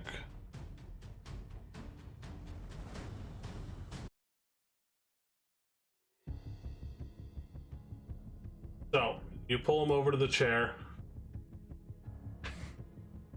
Slam him down into it. Well, I'm glad we could all solve this problem with the least amount of bloodshed as possible. He kind of rests a hand on Corso's shoulder. Corso, my dear boy, I'm sorry for the subterfuge, but obviously I couldn't let you run around doing whatever you want in my city. And as much as I hate to admit, though I do care for you and Riven both, I like the people Riven hangs out with more. I still don't like Riven very much at all, but So that was the deciding factor. he has impeccable taste in men, and he kind of winks at you, Wolfriend.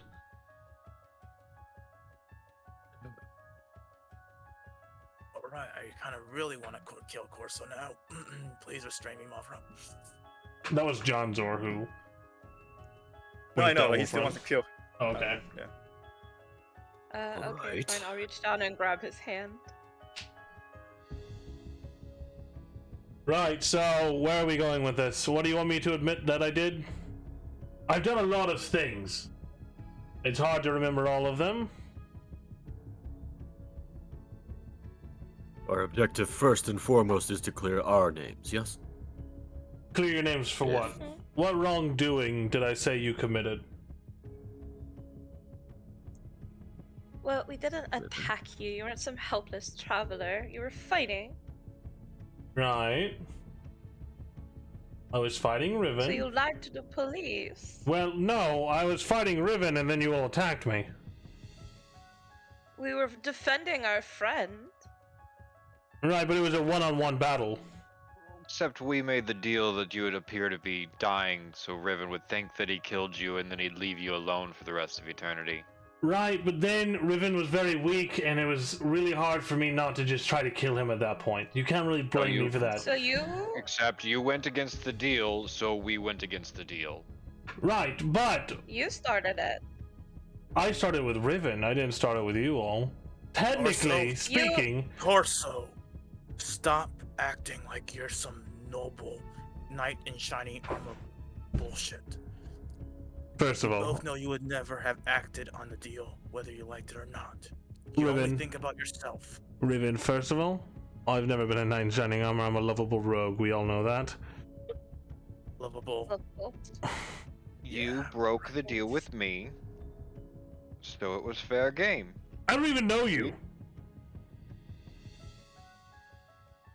And we I will mean- keep it that way. You're the newest member to a pretty shitty boy band, and obviously you just might not know what's going on here. Hey, I'm not a boy. Wow.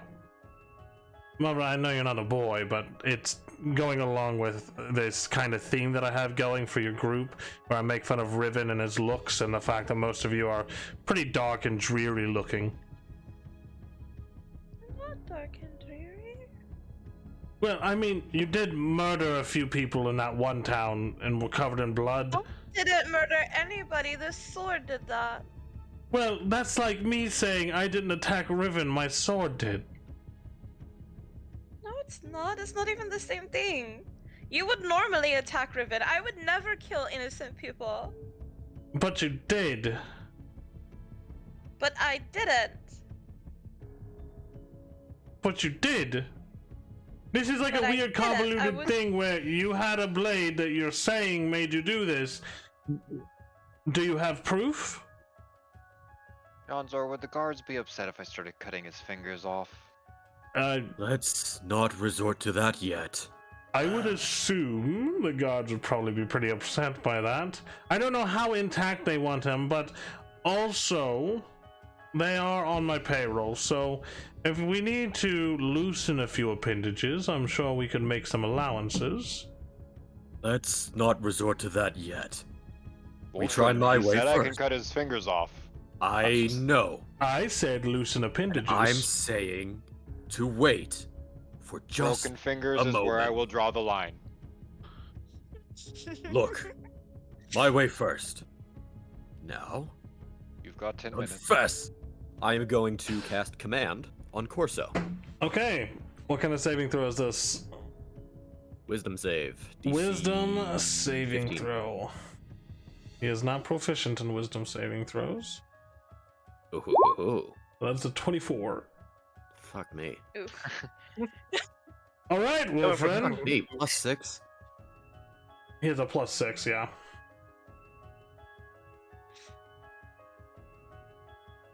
Fingers. All right, Wolfren. I'll confess, as you say.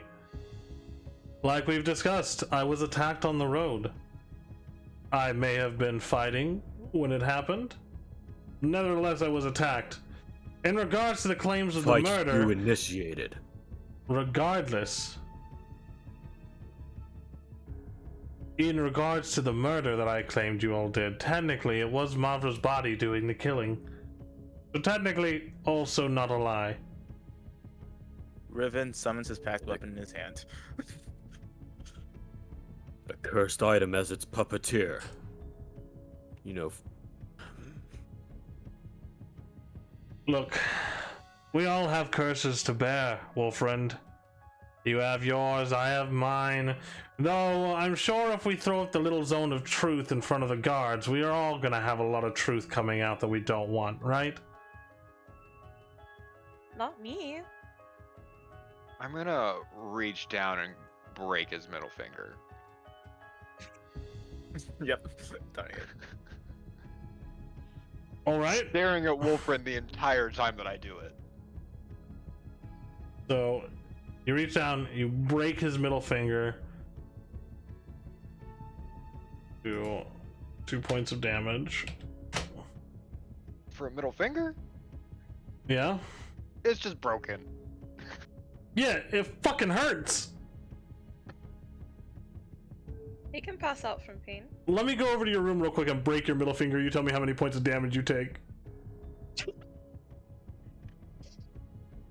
reckon about 1. Corso screams out in pain. He just goes, "Ah! See, that's the ticket there. Oh, you never get the Ew, answers you gross. want, which is brutal torture, but it's a good start.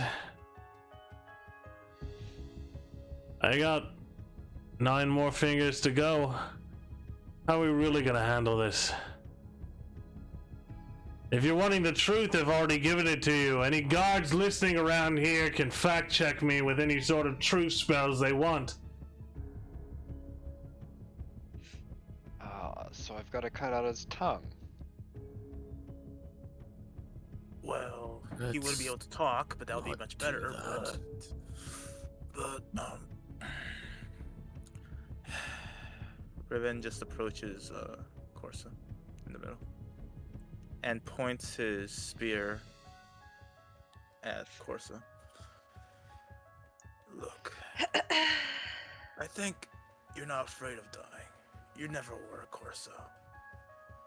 But think about it. Do you really want to die by my hand? Imagine. Oh, Corso died because of the idiot Riven stabbed his lovely spear into your heart. Wouldn't that be a beautiful song to be sung by bards? Don't you think, Corso? Because I really, really want to kill you. And I know you would hate for that to happen. So, you want to say your truth? Fine. But it'll be our truth. It'll be our words that you'll be saying, not yours. Do you understand, Corso? Because Riven, I am losing patience right now. I can't help but wonder. You with that spear? Will a bard sing of me or not? I don't know. I guess we'd have to ask your father. He was the last one you aimed this at, right? Riven's hand shakes a bit. Daddy's big boy, pointing weapons at all who come across him. Nope, Nope, I'm grabbing none of Riven and that. pulling him away.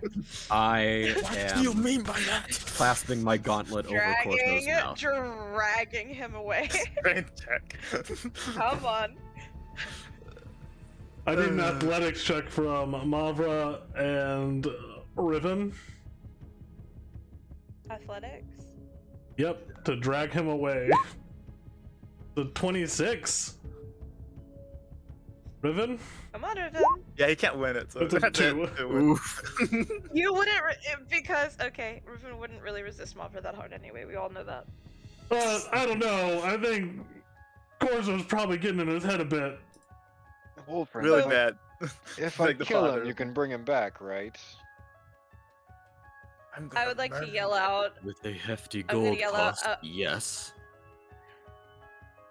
I'm gonna yell out. Valid point about the guards casting Zone of Truth. Seeing as it would also be the truth that I was possessed, you idiot! I call over my shoulder as I continue to drag him away. Mafra, he knows about my father. Let me go. And he just gets dragged Come away. on! Come on. There's a gauntlet clasped Don't over let- Corso's mouth so he can't reply to Mavra, though he has a really witty one lined up. Doesn't get it. Not this time. Not till the moment has well passed. Look, I'll not claim that we're innocent. But the situation forced our hand. With Kalenroth, with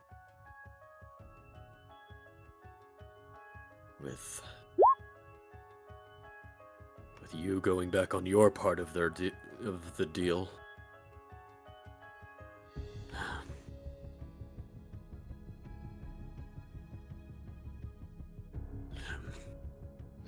It's John Zor.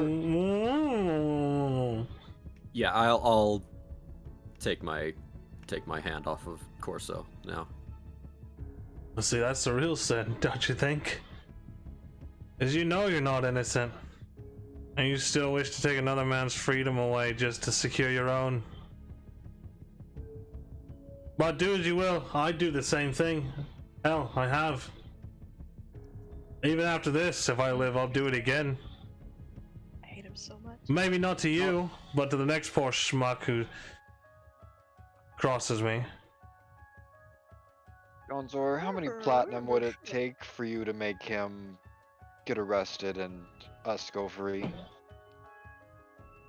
Well, I mean, arresting him would be easy. I have 2 guards on payroll back there. It would just be way easier if those guards could confidently say that he lied about what he's doing. But with the man in cuffs, if he can't speak to anything, technically, whatever the guards say kinda overrules what he could say. Although we probably should get rid of his ability to write as well. We don't want him sending any messages.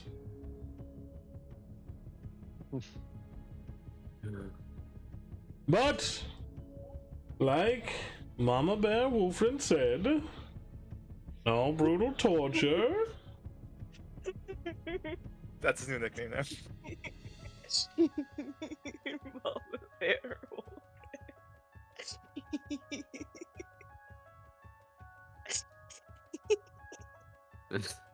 Great, you broke Mavra. Wolfram, your time is dwindling.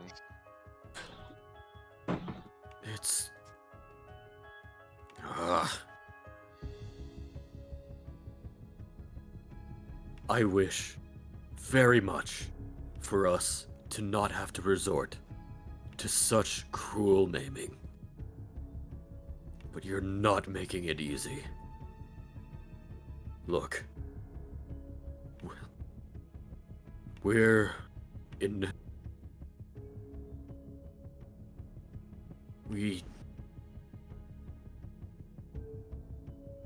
If the player behind Wolfriend could think at all.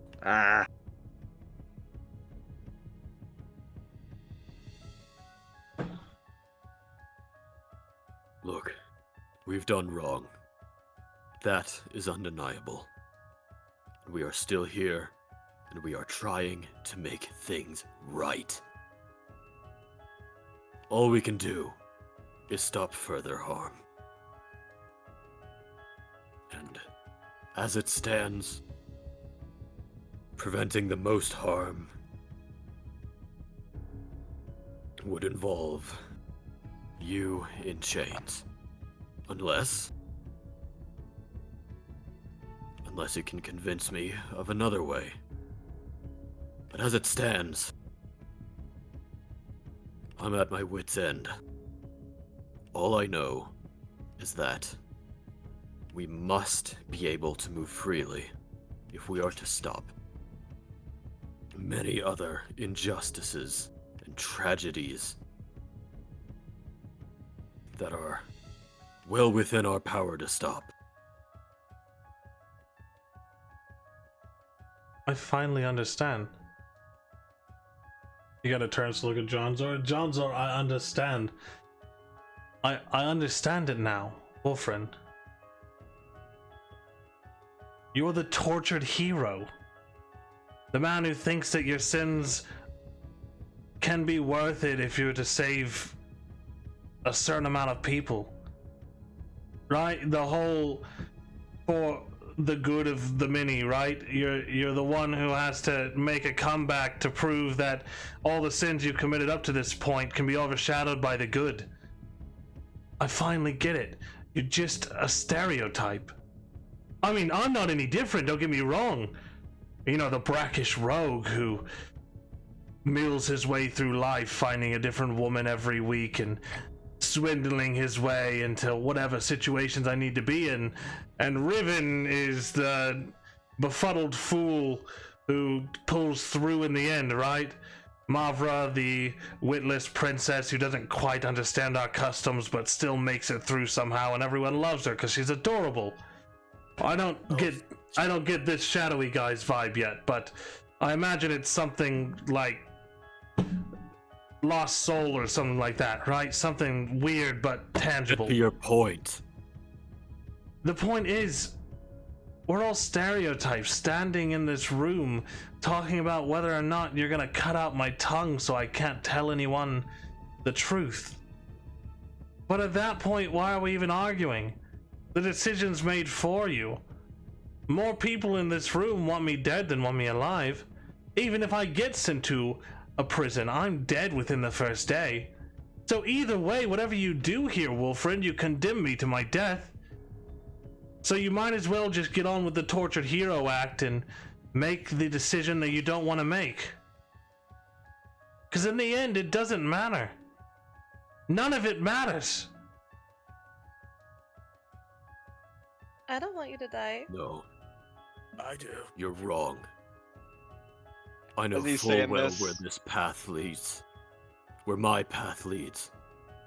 I've done unforgivable things.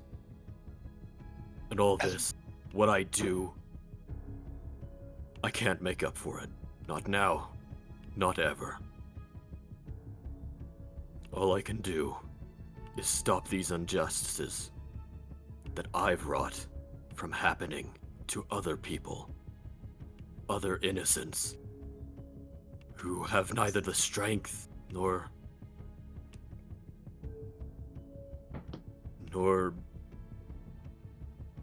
the power, the influence to stop it. This world is cruel. And I know full well I am part of what makes it so. As he's That saying doesn't that, you're mean doing I what, can't Uzbir? shield. I'm putting my Cinta Slasher back on my back and pulling out my Void Reaper. Okay. You can finish, Wolfrun. You do see this happening. But that doesn't mean I can't shield what is still good in this world. And I know when my road ends, and it will end, I will meet the same grisly, bloody end that I've inflicted on many others. But until then, I can shield what is good, help it flourish. And to do that, I stain my hands in ways in which they have already been stained. Please. I want to shield what is good. Please make this easy for us. Wolfrin, there is a flaw in your logic. There is no good, there is no evil, not anymore. Those lines have blurred to a stark gray. If you wanted to stop all the evil in the world, you never would have left the theocracy. Leave the Iron Brand to run amok in all of the other provinces? Yes, but the whole cut off the head of the snake thing, right? Obviously something's halting that. But even so, with the Iron Brand running amok, you can't stop them all. They're hurting people right now, and you're in here staring me down. Get me tied to a chair. This one's about to cut my throat. I know that, which is why I want this to be over with, as much as you and everyone else here. Alright, as we speak, my brothers and sisters in arms are scattered to the winds, or captured. And every second I spend here is seconds spent not trying to save them, fixing my failures. So please, for the love of the mother, make this easy. Right, so what is it you want me to do? You just want me to lie? I can lie, but the moment I go in front of any sort of cleric or paladin on any of the courts here, my lies aren't gonna hold up.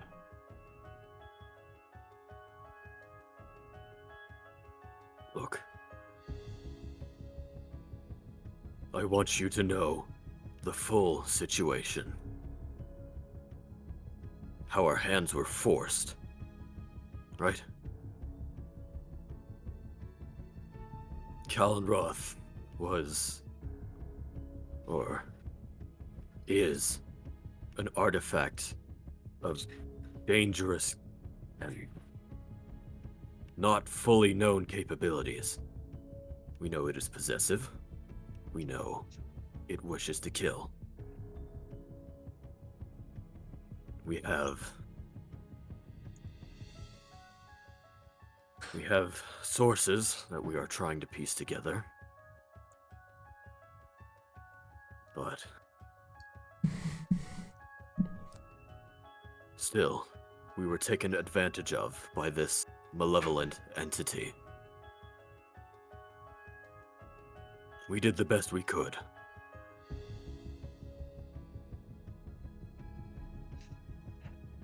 How about this? Do. Yeah. He pulls his hands out from behind his back. As soon as I see this happen, a hand goes around his throat. He does nothing to stop you. Look here, Wilfriend. I could have done this at any time. I've chosen not to. Put a sword at my back, if you will. I'll keep my hands up. I just need to walk across the room. We're making a deal here. You want to help people, I understand. I don't necessarily want to die on the ground in a prison cell. My lies won't hold up in court, so they don't help you for much longer than, well, a few days, I imagine. But all this can go away. You don't have to trust me. There's so many of you, I can barely stand anyway.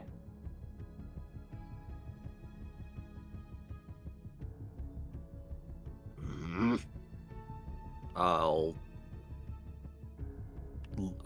look to Uzmir or Johnzor. any sort of guidance. Johnzor shrugs, confused. I don't believe in him at all at this point, Riven, Wolfriend, Mavra. Can I just cut his fucking hands off already? Not yet. Mavra, I'm fine. I can go back. I rest my axe across my shoulders. Then I suggest you make this quick, Wolfriend. I'm losing my patience, and this man has told no truths today. Damn it all, I'm trying. Look. What are you trying to do?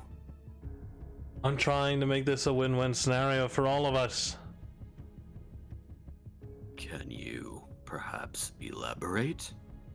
Right. How are you going to do this? We all need a scapegoat, right? Something that'll hold up. Nothing holds up better than a dead man, but of course I don't want to die. Wolfriend, you obviously don't want to just murder me in cold blood, so maybe we can satisfy both of our ideals. So you can get away, and then just blame us again. We come back and we have even more wanted posters and higher bounties. No, actually, Granheim sounds pretty nice this time of year, and I've always wanted to visit. Hell, you can walk me to the docks after this if you want. I don't believe you. You've already proven that. Well, at that point it is what it is, right? If you don't believe me, then I do what I'm going to do, and then you're gonna kill me. Or I do what I'm gonna do. We take a short walk to the docks. I mean, there's plenty of ships from Granheim already stored there. I stow away. You watch me sail off and sunrise, and then never have to deal with me again. I get to live. You all get your freedom. No one has to see me again. And I don't have to see any of you again, as long as you don't step foot out of this continent. I get it. My brand of trickery and thievery is not welcome here anymore. Obviously so. Right, so it's time to move on. Like I said, keep all your weapons pointed at me for all I care. But I can make this real simple for all of us real fast. Don't let him escape. Right, obviously don't let me escape. There's one door. Someone block the door. Whatever we need to do to satisfy this for all of you. You're not just gonna sail into the sunset, Corso. Riven, you're blinded by hate. You're wielding a dead man's weapon that you only wielded to kill that man in the first place. I understand we have our issues, but currently killing me doesn't help you as much as keeping me alive and being able to help you all out of this shitty situation, regardless of if I got you into it or not. But we've all played our parts. All of us. Every single one of us have played our parts in this. So let me get us out of it. You can go on to your merry ways of whatever you're wanting to do, saving whatever worlds you want to, with me, the least involved at all.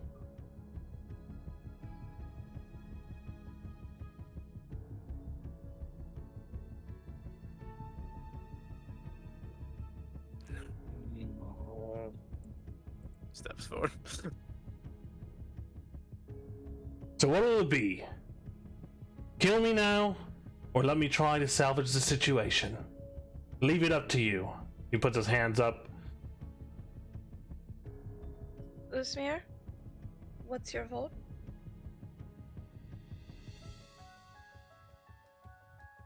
I'm just going to wait for Wolfriend to say that I can cut his fucking hands off or not. So, Wolfriend, it's your job to escort him if you want to. Riven and I will stay by the door. I will say, Trust me, Wolfriend, Riven. that if I doubt his plan after he unveils it, I'm going back to plan A. I Right. vote for Plan A if Of he course. lies. Look, you've given us little and less for us to trust you in any capacity. So I will Yes. need you to explain in exact terms what you intend to do.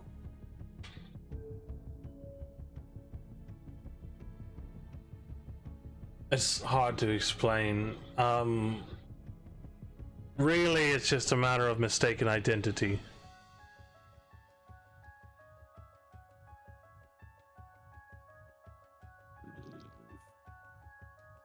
You Out of mentioned character, I figured it out. you mentioned a scapegoat. Correct. Then who would that be? Well, we have plenty here, Riven. Plenty who can no longer talk anymore.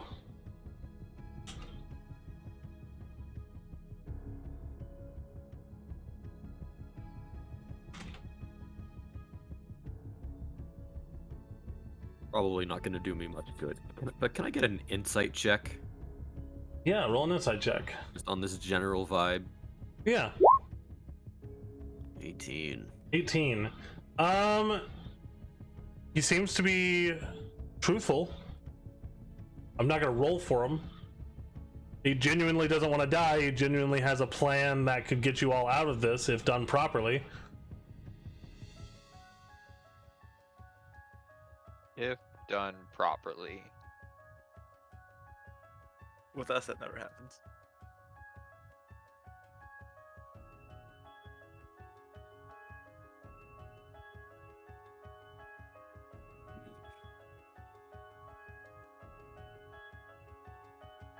Well, I have my vote, but I'm far from the only member of this group. Wolfen, Well, do what you're going to do.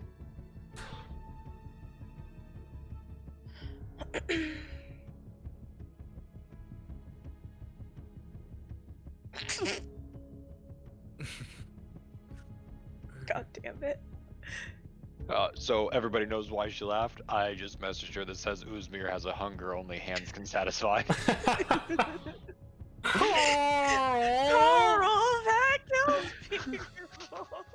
And then I stabbed him 37 times in the chest. No, Coral, that kills people. Oh, I didn't know that.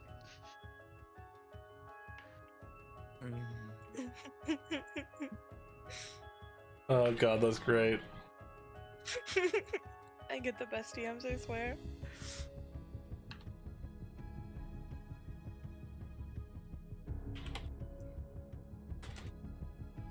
I just can't trust him.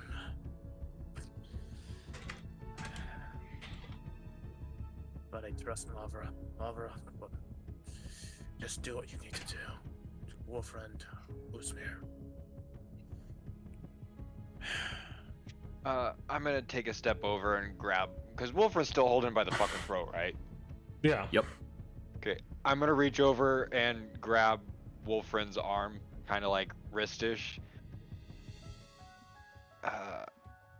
Since you're just standing here holding his throat, we need to make an action. And I kind of like pull his hand back and point my axe towards Corso.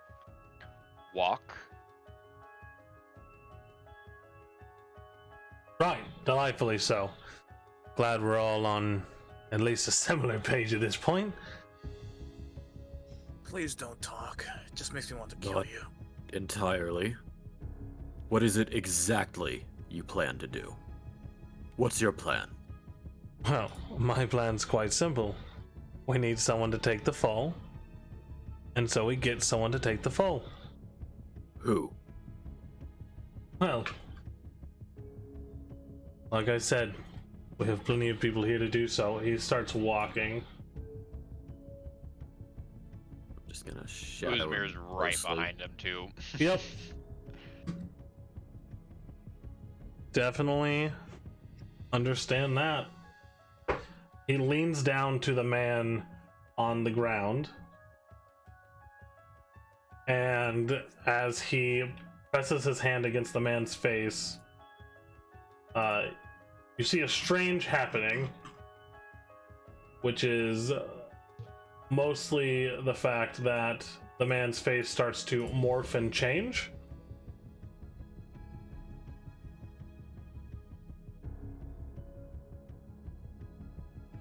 That is the first thing you see. And if I can pull this into roll 20. There it is.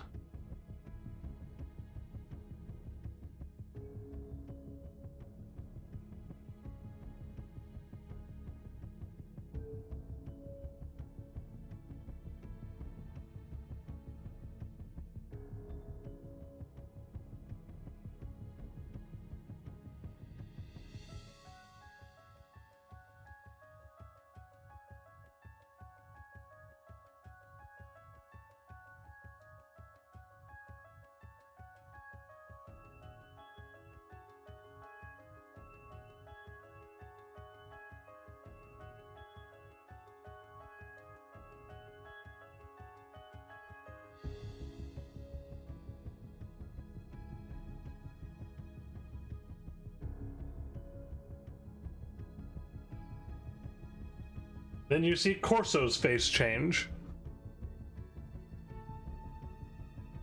Well, there we go. One freshly dead Corso Riggs. Right? How does that help us if Corso's not saying the truth? And then... Well, like Johnzor already alluded to, if Mr. Corso Riggs here cannot deny, then they will have to take the guards at their word when they bring him in. You have a dead Johnzor, man. what's your take on this? Well, technically he's not wrong. Like I said before, my plan was to cut out his tongue and chop off his hand so he couldn't tell anyone what happened. But a dead man is all the same, right? I thought the plan was originally we were gonna accidentally kill him anyway. I thought that was like a mutual, you know, idea that we were throwing across at each other, Uzmir. Understood.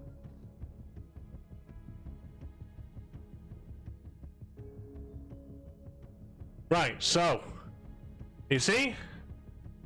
No tricks up my sleeve. You have me dead right there.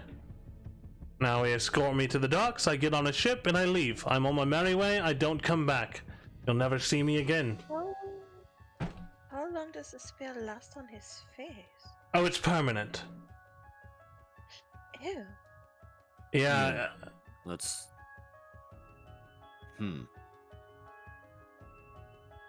Well then. Oh, Corso? Yes. Thank you for the compliment. Which one? You called me adorable. I also called you a witless princess. I'm You called me a princess. Thank you. I'm gonna walk up to Riven and set my left hand on his shoulder. Axe still kind of rest upon mine. And how do you feel about this, Riven? Oh, you know very well how I feel. Mavra? Well, I don't like it, but if we're free, then we can do more good. And I look over my left shoulder back at Wolfrin. And your feelings, Wolfrind? Complex, to say the least of it. Johnzor? Really, I'm good either way. I was hoping for a little bit of light murder, but I can't argue with the viability of his plan. And then I look over at Sky. And what about you? How do you feel about this? I don't want Riven or Corso to die. Just want the ceaseless fighting to stop. And But- after all I did, They've both done horrible things. Neither of them is without sin, but at that point, I'm just as guilty as well. So if you're But gonna, one of them is at least trying to do better, and the other one is going to go on to a different continent and cause just as many problems as he's already been causing here.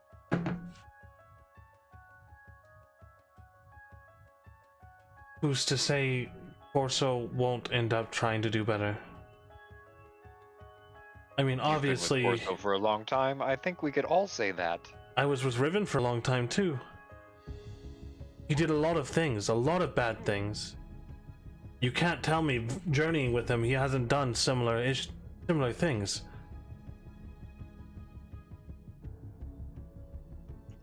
He Riven did bad wins this. things, but on accident. Riven's dumb. Corso's Wow. obviously intelligent. I was gonna say Why, for the thank you. compliment, but Look,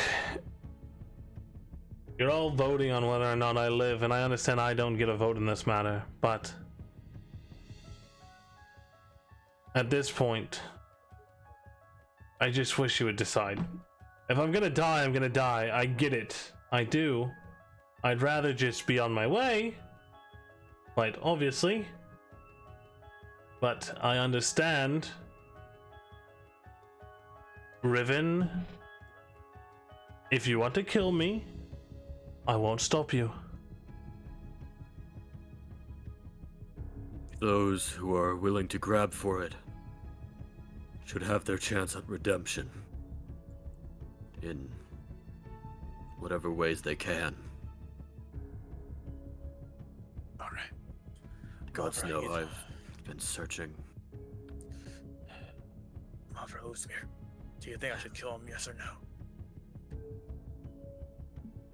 I don't think you should. I think that would make Sky very angry at you. You don't want Mavra. her more mad at you, do you?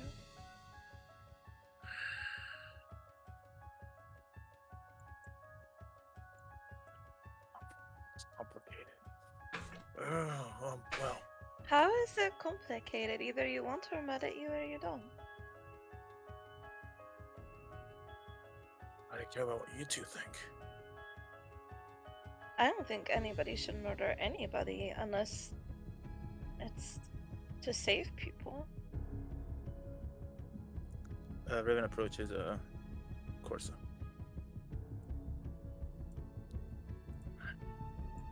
So what will it be, old friend? Will you stain your spear with my blood, or will we part for the foreseeable future? We always seem to find our way towards each other. Whether you find me deciding that you want vengeance, or I find you running from whatever hellscape I've caused for myself.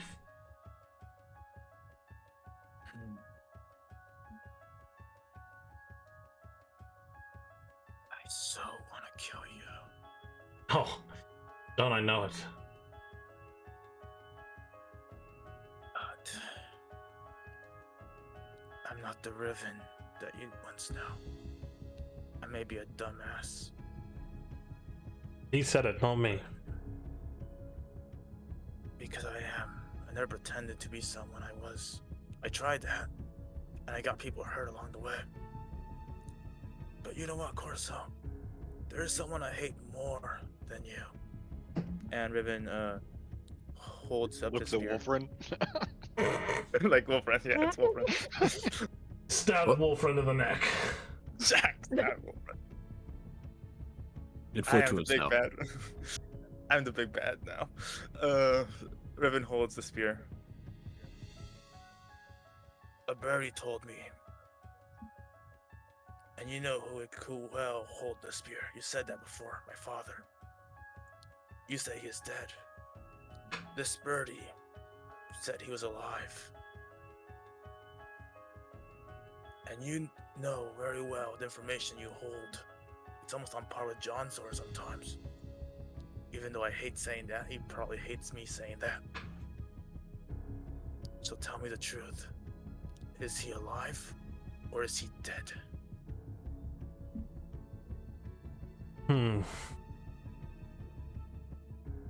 Tough question. It's a yes or no answer. Corso. Well, I understand that it's a yes or no question, but it's more complicated than that. Is your father alive? Technically, Orion Crestfall is alive, but he's not the Orion Crestfall you knew, if that makes sense. That does not make sense at all. Explain it to me. Uncomplicated. Well, he's different. Alright, different how? He's, you know, cold-blooded, if you catch my drift. You mean he's undead? Well, there's something weird going on with him. His heart doesn't beat, right? But he still has his senses and things.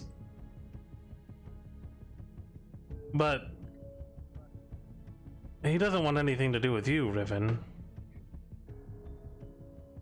Quite obviously, if he did, he probably would have found you already. Your father is, from what I could tell, 10 times more skilled than either of us.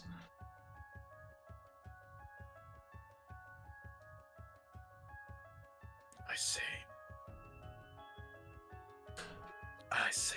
So that bastard is still kicking. Oh, yes. He is going to pay dearly. As Riven just coughs though.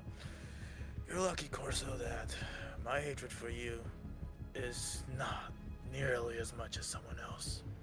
Besides, if you do come after me, it won't be just me. I have friends now. Will I trust my back to them? Which is, it's very good, Riven, because the battle that we just had, you didn't do much. Well, I was unarmed and had no armor whatsoever, but sure. At the end of the day, I am weak, Corso. You don't have to tell me that. But if you do come after me again, I promise you, I'm gonna be much stronger. And I will kill you. Just keep that in mind if you think of playing tricks on us. So I'm free to go then. Well, it's up to my companions now. I'm just planning not to kill you. I just scoots up next to my Right, it just seems like there's been a lot of posturing here. Am I dying or not? It's not, first of all, I don't want to seem severely impatient, right? But at the same time, the longer I'm left standing here, the longer it seems like you're just gonna end with me dying. What's it matter? Corso Riggs is already dead. I like the sound of that. Usmir, he's all yours. Do what you want with him. Know well that second, or I don't know if this is your third, fourth, whatever number of chances you've had, should you land yourself in a situation like this again, no, it won't end favorably. No one's luck lasts forever. Very well. Since Corso Riggs is dead, if you do need me, I will be under a different moniker. That'll be Dryest Redthorn. So, I already have the paperwork and everything for him, so it's the easiest thing to do. But, are you gonna follow me to the docks, or do you just want to trust me to get on the boat by myself? Usmir. Yes. If he does anything funny, you want to cut his hands off? I'm more debating on just killing him. I really think he's just gonna go to be a bad guy. I mean, do we actually trust that he's going to go and change his lifestyle? There's only one way to find out.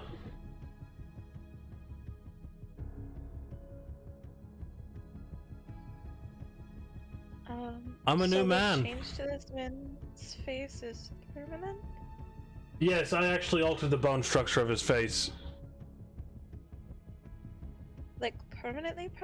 Yeah, it's fickle magic. Rather painful for the living. It's how I faked my death on multiple occasions. And you did that to yourself So- without even so much as a grimace. You get used to the pain, honestly. After the 9th, 10th life, you kind of just, you know, you deal with it. So if we could do this the whole time and just kill you, and then the guards say whatever the guards say, it doesn't matter if we kill you? What do you mean? Well, I mean, you're the real Corso Riggs, so if we were to kill you right now, the guards could still say the same thing that they said before? Well, technically, The but fake Corso? I mean, I don't have Corso Rig's face, so I mean that ship's kind of sailed. Corso Riggs is a known man. No one's gonna So what believe a you're man saying with is my this- face is gonna be Corso Riggs. But yes, you could very well just leave me dead on the floor in here and not even bat an eye at it. Follow-up question. I ask for knowledge, not for. See, I'm not deceitful by nature. Sorry. Other question. So if we die, like if you were to die, like we didn't kill you, but like somebody that hates you somewhere else kills you, the spell doesn't end on the body. No, Like his it's face is just that face forever. it's not technically a spell. Can I have Wolfriend? I need you to make either a history or arcana check with advantage. I'm going to need that advantage. That's 15. Okay. From what you were seeing and recalling from what you've been trained and taught, the things that Corso has been doing, this man is probably not a man or a human. He's probably more akin to something like a changeling, and a fairly powerful one at that if he can change what other people look like. Changeling are a type of shade blights that have been around since the original plague. They can disguise themselves as other creatures, and they are extremely long-lived, like elf lifetime long-lived.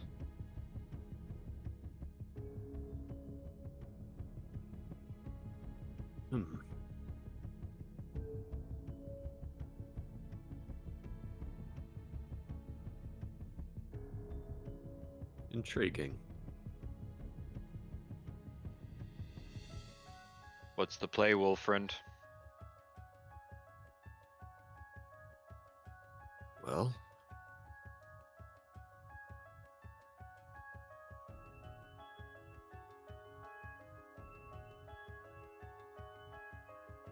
it's There's only two, Wolfriend. We either kill him or we don't. Right, when it comes down to it, that's really the only two choices. Glad we agree on something, even though it's about your death. Right. Wolfriend's forgiven me. Not Wolfriend, sorry. I am- Riven has forgiven me. Wolfriend seems like he's on the fence, leaning towards letting me live. Uzmir seems like he wants to cut my head off. Malvra seems a little bit uneasy with the situation of killing me, but I think she's still on the fence. Johnzor's just enjoying this. He's right, I am. I can't deny that.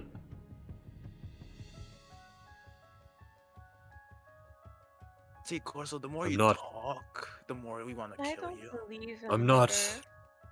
wholly convinced you should walk. Nor am I convinced that you should die here. Well, we could circle back in 10-ish years and then could pick up this conversation. Wolfprint, can I just be the tiebreaker here? I feel like he's gonna say kill me, and I really don't want that. Oh, is that fear, Corso? I thought you were accepting death. Well, I was until I realized that that's stupid, and I could do a lot of more things if I live longer. Jonzor, how long after we leave here will our names be cleared? Well, once they take the body back to the barracks, they can confirm that it is Corso Riggs, and the guards can confirm the confession. We probably have the bounty cancelled by morning.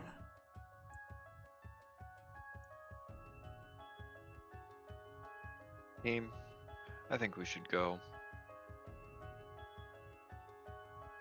We should. Mark well, this is your last chance in what is undoubtedly a long list of last chances you've had.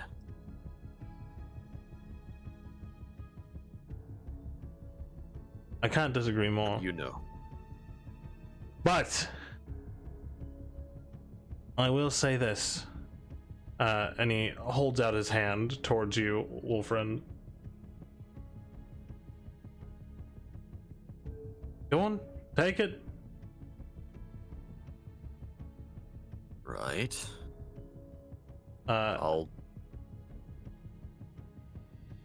you hold out your hand. sure. Yes. He drops a small stone, probably about the size of about the size of a cell phone. That's a sending stone. If you need to reach me, I'm not saying you'll want to, but if you need to, there's a decent chance I might answer once I get over this whole deciding whether to murder me or not thing.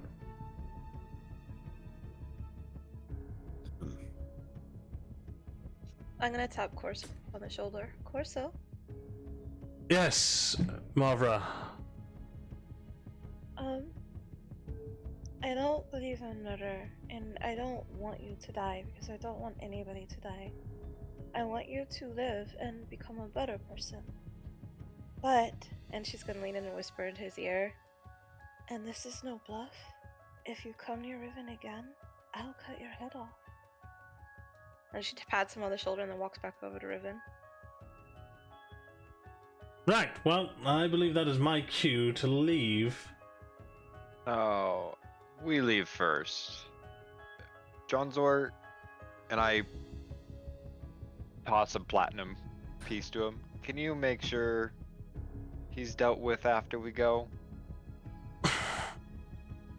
You want me to kill him? I did not say that. I just want to leave and go in our own direction before he leaves, so there's no chance that he could possibly follow us. Right, very well. I have no problem with that. We will sit here patiently while you all get on your way, and then I will see him to the docks. All right.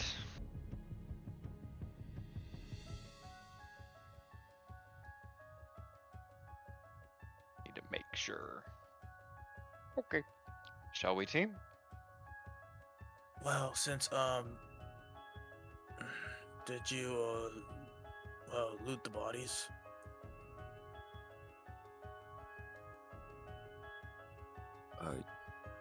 I don't think now's the What time, could- Riven.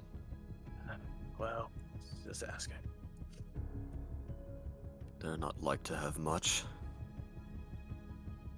He's bringing fucking guards out already?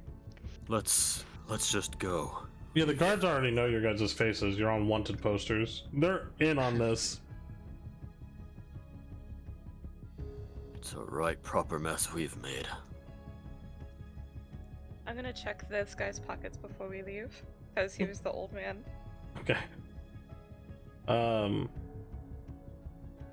Roll an investigation check.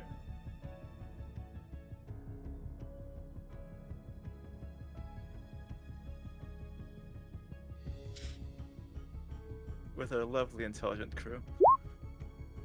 You find a vial of poison, and you find 15 gold pieces. This is all the man had on him. Wait a minute, no candies. Old people always have candies. All taking the gold, leaving the poison. Poison. So, as you guys are approaching the door, Dryas, no longer Corso, says, "Oh, and Riven!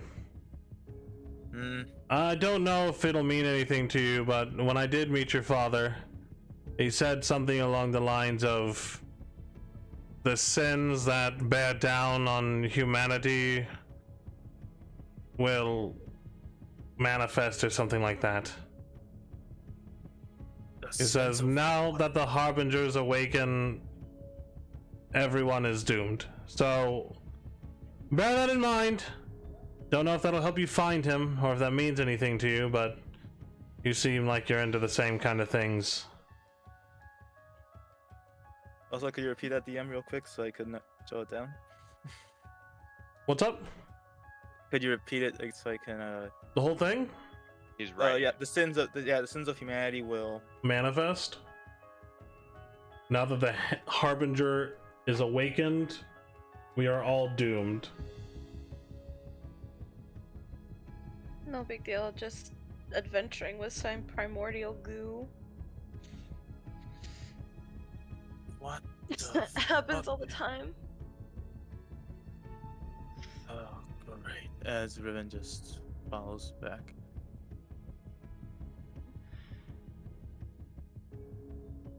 What has that stupid old man done now? It's not just him. No, never mind. There's time for this later. Agreed. Let's just get to safety.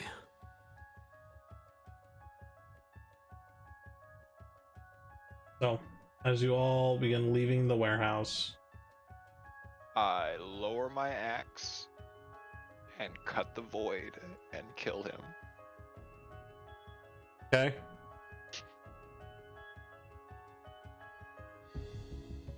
Make an attack roll.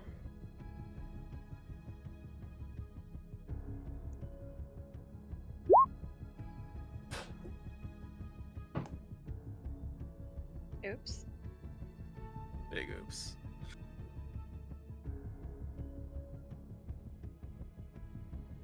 Does your Void Reaper grant you advantage? I would figure, since it would be an unknown attack.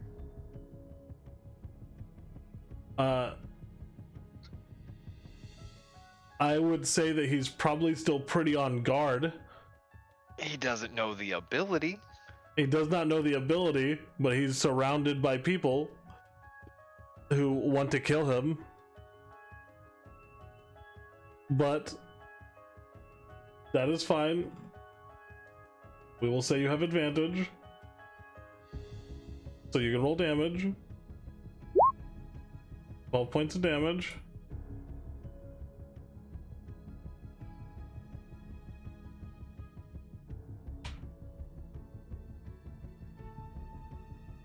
Are you looking back at all?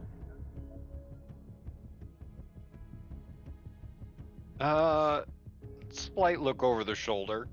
You see him clatter to the ground. What was that noise? No, you guys are still in the building. You see him clatter to the ground. as you Oh, turn we're around. looking this way. Happened. I'm just gonna keep walking. You guys Um, have seen him use that axe before. It's pretty easy to put together. Ooh, If sweet. we weren't paying attention, we were leaving.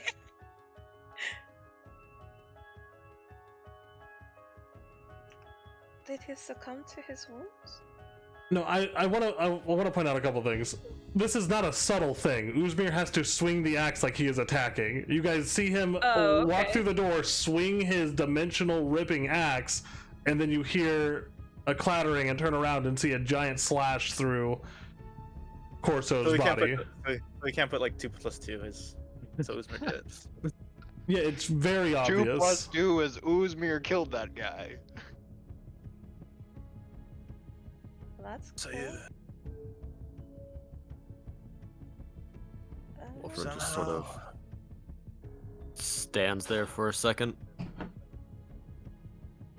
gives a deep sigh. Shrug, revivify your potion. You could heal him if you want, but It's when just it like, boils right down to it, I don't think he's going to magically turn into a good guy. And I will not stand by and say that the people that he killed are on my conscience, or the people he might kill are on my conscience. From here on out, though, if you revive him, Wolfriend, those people are on your conscience. I've done my due diligence. Shrug. I don't have a Yeah, dog in that fight. I can't bring him back to life. Riven looks at Wolfman. His words are right, but If my insights about his nature are correct, I full well would have expected to have come knocking on his door soon anyways.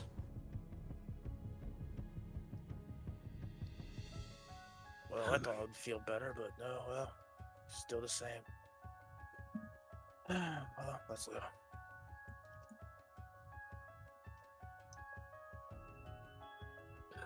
Damn it all.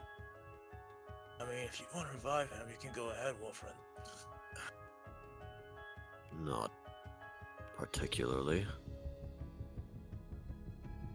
Oh wait, he had didn't he give you like something cool? Ascending stone. One end of it, I mean, we the could other end get the not other like one. to be picked up. Well, It's... We've made enough of a mess as it is. you're right. The ascending stone is useful. Besides, did you know Corso was a shape changer? Oh. Never mind. We'll discuss this later. That would be best. Mavra leading the charge. And we're off. As you all whisk away into the night, where are you guys going? Are you going to the Boar's Rest? Are you going to the safe house Johnzor provided for you? Probably safe house, I think. Ollie, the safe house? Oops. Okay. Sounds like a safe house. So, as you all head off towards the safe house,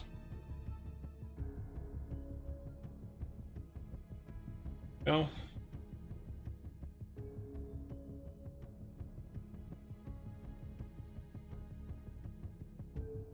Also, manacle's gone, so I'm gonna take that away from my inventory.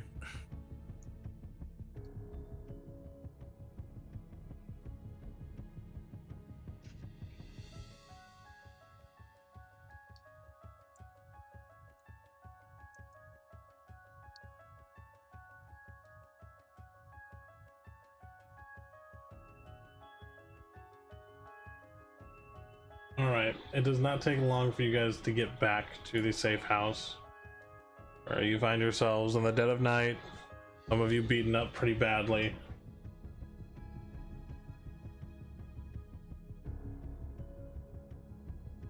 Your foe vanquished, hopefully your names to be cleared by morning. Anything you guys are wanting to take care of this night?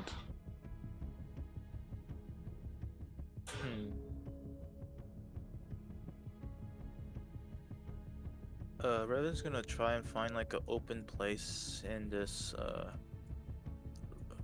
safe house. Whether it be the study room over here or someplace else where he can just practice his spearmanship. Okay. While also seeming like he has something on his mind and just like that something's just bothering him as he just holds his spear. It is windy outside.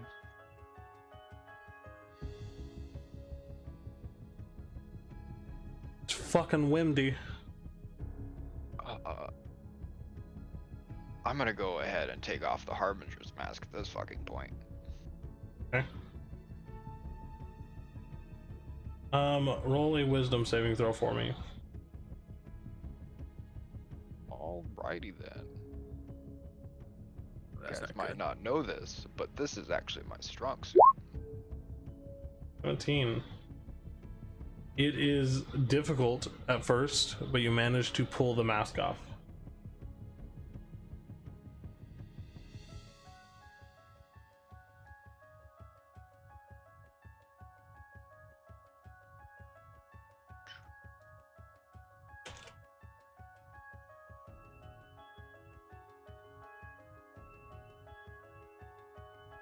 All right.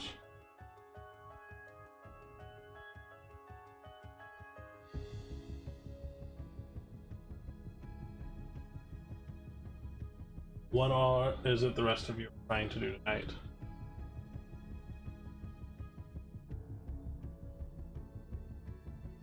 Oh, sorry. Before that, could Riven ask Usmir for his half plate back, just in case?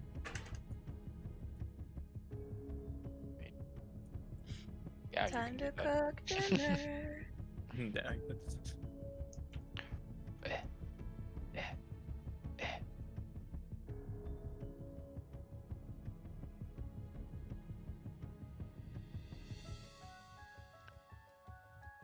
That's cool trick. Disgusting, but cool. Seems to be getting more and more difficult over time.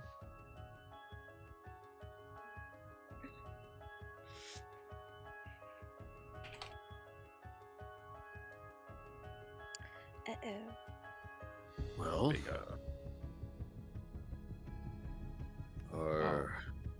if all goes well, our names will be cleared by tomorrow. That went.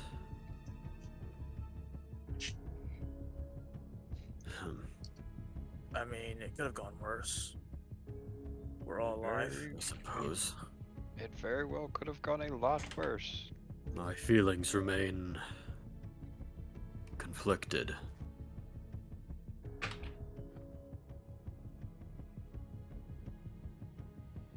On one hand, Corso is a lot more long-lived than I had the initial impression, being the nature of who he was. And though I understand that you might have hoped that he could change as a person, with the abilities that he held, I did not foresee that being an outcome. No, I suppose not.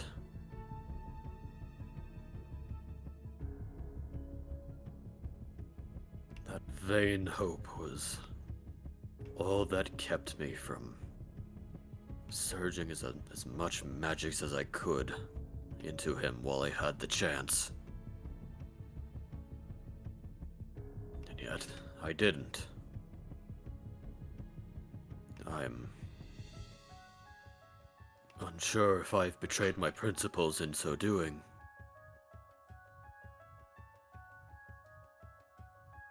Either way, what's done is done.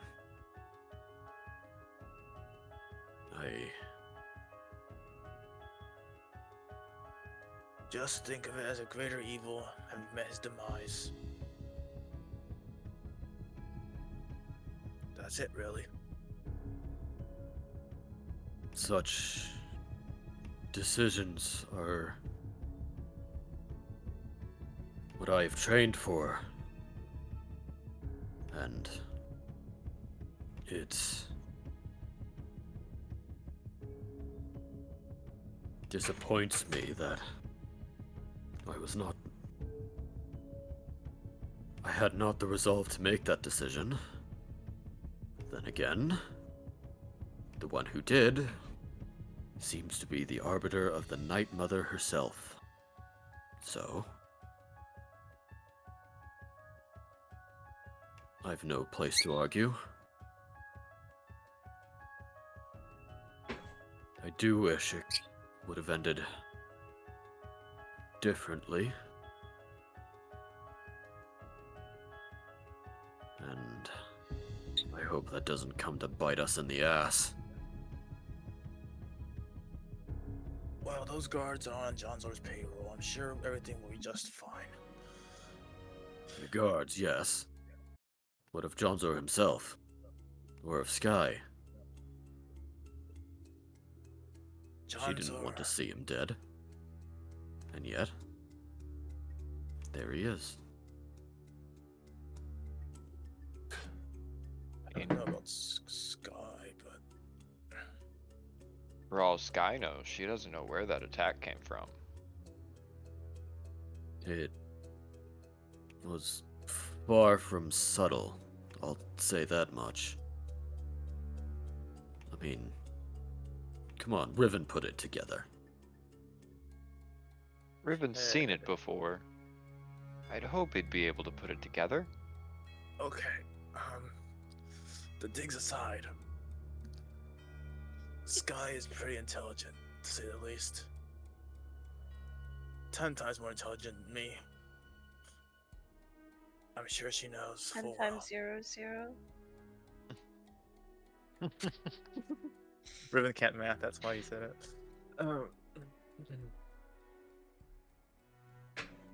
So, she'll probably know. How she takes it, though.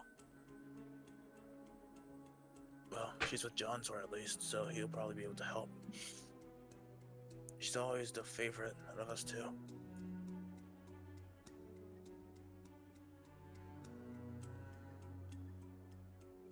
Oh, yeah, Riven. Hmm. At this point, I'm going to expel your half-plate from my body. Because you didn't And- exactly ask for it. There we go. Yeah. Is there like a so what would Riven be seeing? Like the half plate just coming out of his body, or is it more of a? Oh, like I pretty much like hold my hand over the table and like you just see it like kind of appearing from my skin. All right. That is. Question, not is it covered really in goo? skin. It is definitely covered in some goo. I love that. Like slightly disgusting. Riven just grabs it without anything like that. Of It's course like he's he used to it. wouldn't flinch. He loves gross shit. So He's first, of probably all, covered in goo anyways. Heyo. Yeah, There you go. There you go. That's not how it... Never mind. Yeah. Riven just holds the Think of cosplay. your audience, Wolfrin. Oh my God. Bold of you to think... Or bold of you to assume I thought...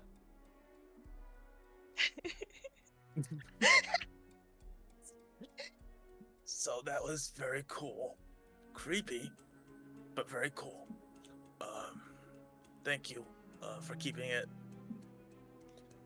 very much clean, Uzmir, as the goo is entirely on the chest plate. That's the definition of clean. You're... not going to at least wipe it down? Of course not, no. Is there a I don't reason know for why it? I asked. Alright, I mean, I see no problem with that. Anyway, I'm going to, just practice my spearmanship. I have quite a lot on my mind at the moment. Boy burgers. Well, half of me wants to do that, the other half wants to eat. It doesn't work out, silly. All right. And Riven just puts the half plate down with all the goo and everything on the floor. Just Go wash your hands. Go but, wash. I am clean. Go I'm wash. good. Go I wash feel. your go No, no, no. hands. Now. No. Now. Okay, I'm going. Now. I'm going. And he Oh. just runs in. I mean, you're all covered in blood. Yeah. I washed my hands while I was cooking. Your face is just a Just the hands. splatter of gore. That's fine. You have to wash your hands to eat. Just the hands. Just the hands. Face is fine. See, now we're all acting like Riven. That's nice.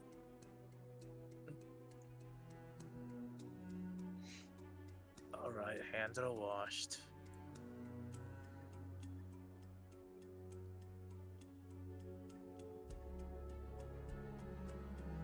If I dispel and resummon my armor, does that clean it?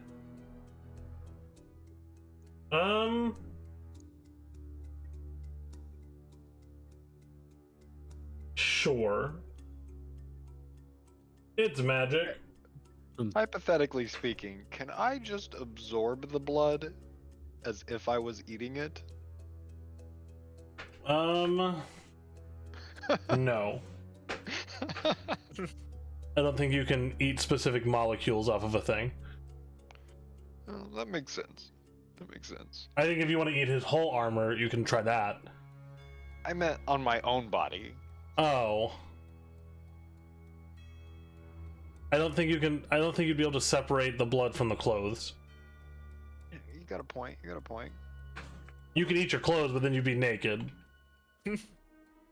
I am going to jump onto the table. No, I'm kidding. Oh my god. Could you eat the blood that's off of your skin? You can do that. I would, yeah, I would assume so, cause like my skin is me. You know what I mean? Like,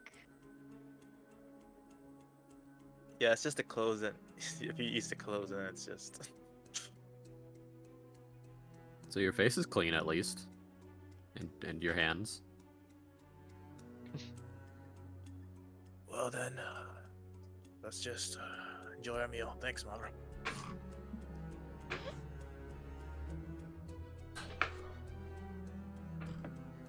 So, as you all sit down to eat, very lovely meal. Quiet of the outside, it begins to rain. Turns into a heavy storm. That's wonderful. Excuse me.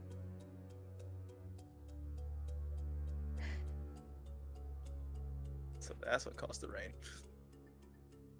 Shh.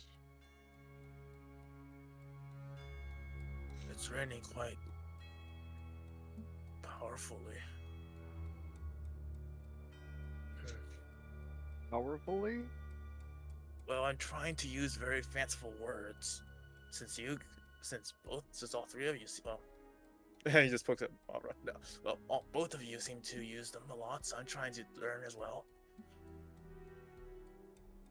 Did I You use it just need wrong? to read books, Riven. But sometimes the books don't have pictures, and that makes it a bit more difficult. You can start with the ones with pictures. I can read. It's just very boring. It's just words. What I can know do you with just can words? read, but fancy words come from reading. But they sound cool, but it just overcomplicates things. Like overcomplicate. Like that word I know, because John sort of keeps repeating it over and over and over. But other words I just don't see the meaning to.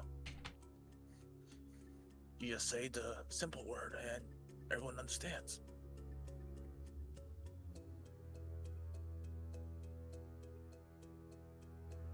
Well, anyway, it's not. I wasn't talking about my reading. I was wondering, what are we supposed to do next?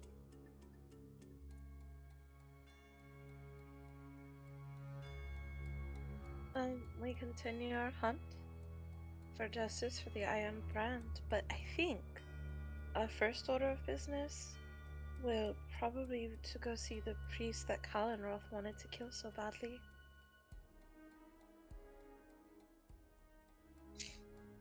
You think That they're is what we said we would do first, right? That is, I think, is what we agreed on. Yes, unless. And Riven looks at Wolfrind and Usmir. Wolfrind is just sort of staring off into space.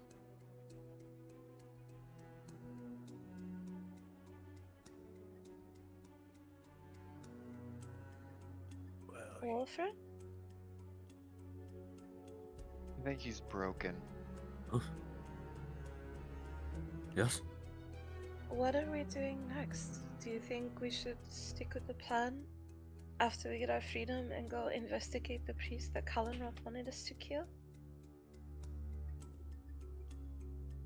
Well, I wanted to, well, Eurymanthus and Lunala need to be freed. And if I'm right, that path will lead us to that same priest anyways. So, either way.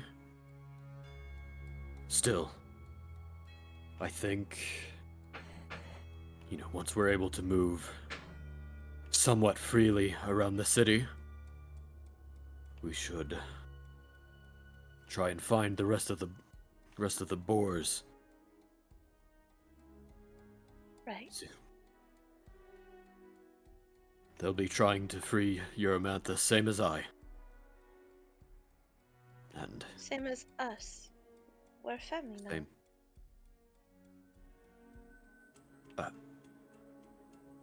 Of course. Yes. family.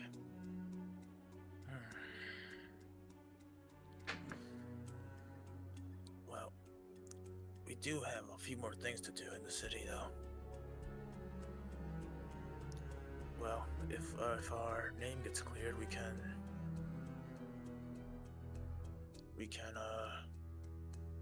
gather the coin that we burned from the goblin situation.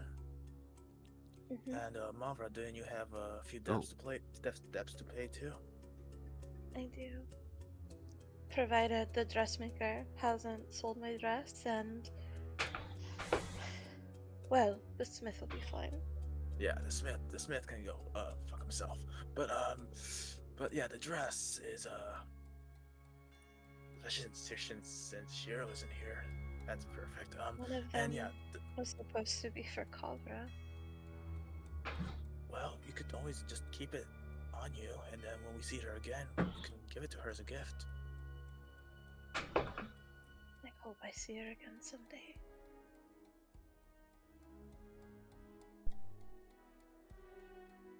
You will. It's not a goodbye, it's just a see you later.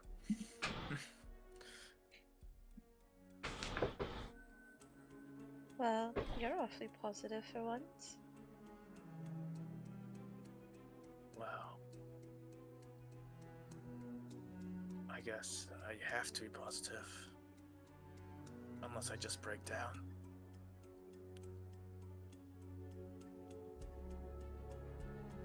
Just a lot on my mind, but nothing I can do for now. We keep moving forward. Do what we still can.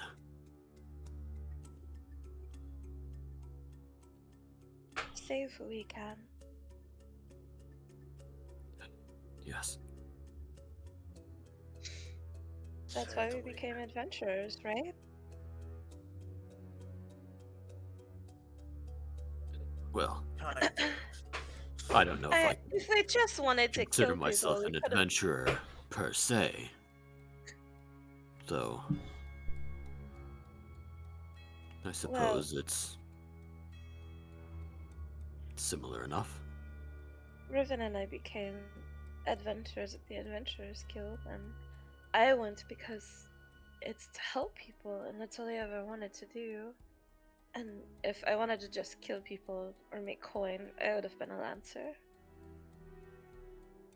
And I just wanted to hide, but well, I used my real name, so yeah, Johnzor gave me a lot of stick for that, but well, I just wanted to just lay low and just do my own thing. That's how I met Mavra. You've greater purpose now. That much is plain. To help you, of course, but when it comes to my purpose, I just don't know. Am I even strong enough to even help you? Well, your magics are considerable. And your martial prowess is improving. That's true. Well, that's why I have to keep practicing then. Usmir, do you agree with our plan of action? I'm fine with it. I figure somewhere along the way this divine purpose of mine will come to fruition, or we'll all die. We all die. No. Not while I can help it.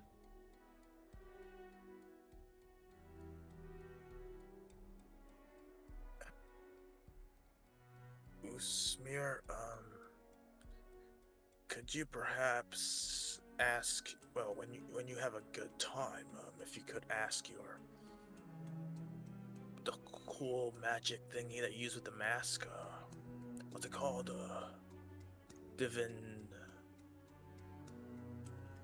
Whatever the name is. You're asking me to ask the Night Mother something? Yes, about, Riven just watches Mom the corner of his eye. Well, about saying that Corso left us about my father. Yeah, I don't see why not. Thank you.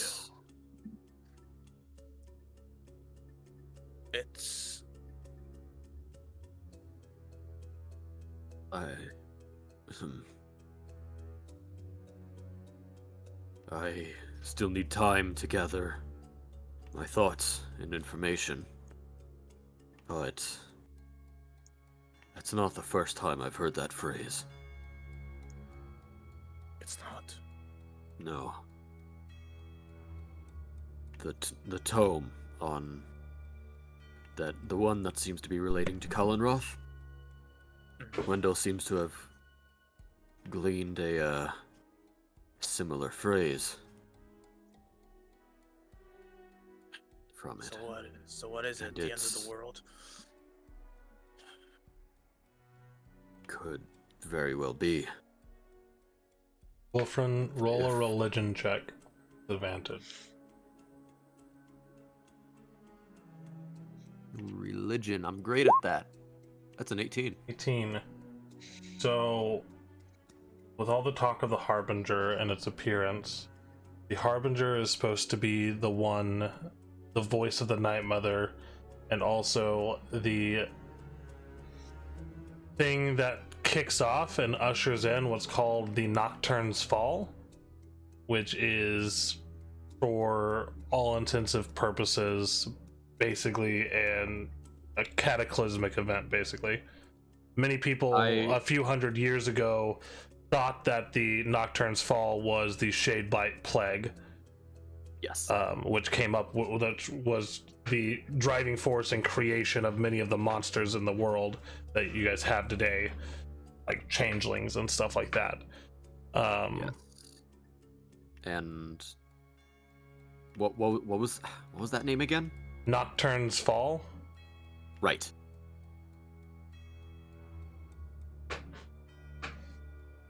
I've heard about such things. The Nocturne's Fall and how the Harbinger is to usher it in. So I trust you know of the Shadeblight Plague? the Shade Blight, what? The Shadeblight Plague, where we get where we get most of our monstrous entities that roam this land. Oh, that thing that happened. I think John sort of mentioned it once or twice, maybe. I was just kind of bored, so I didn't really pay attention much, but yeah. If legends are true, then the Harbinger is to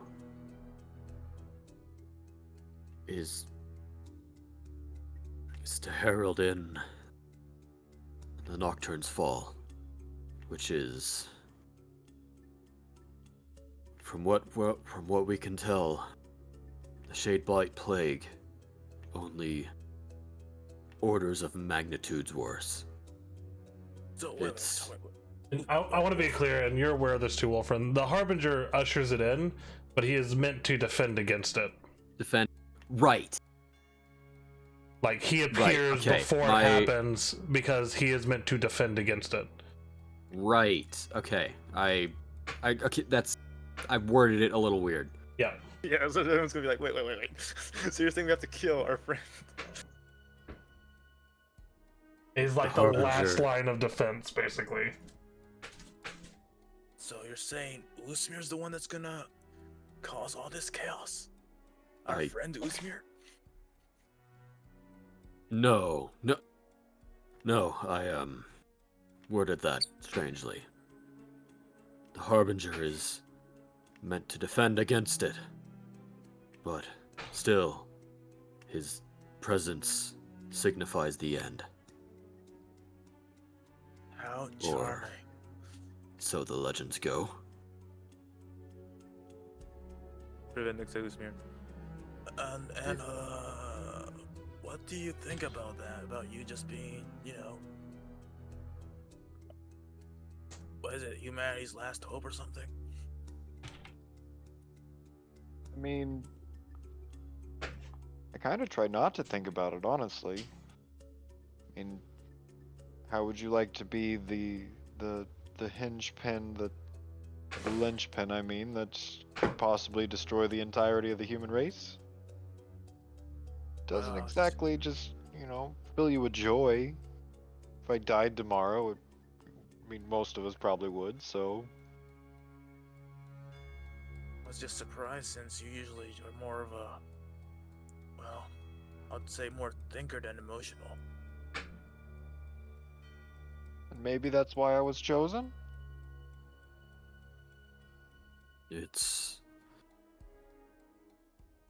I don't think it serves us well to speculate as to why you were chosen. The fact that you are is undeniable. And astonishing. Yes. Well, I mean, think of it this way, like... I'm a monster. in the literal sense, To be a monster chosen to stop the world from ending, or etc. from It's kind of weird. other monsters like as not.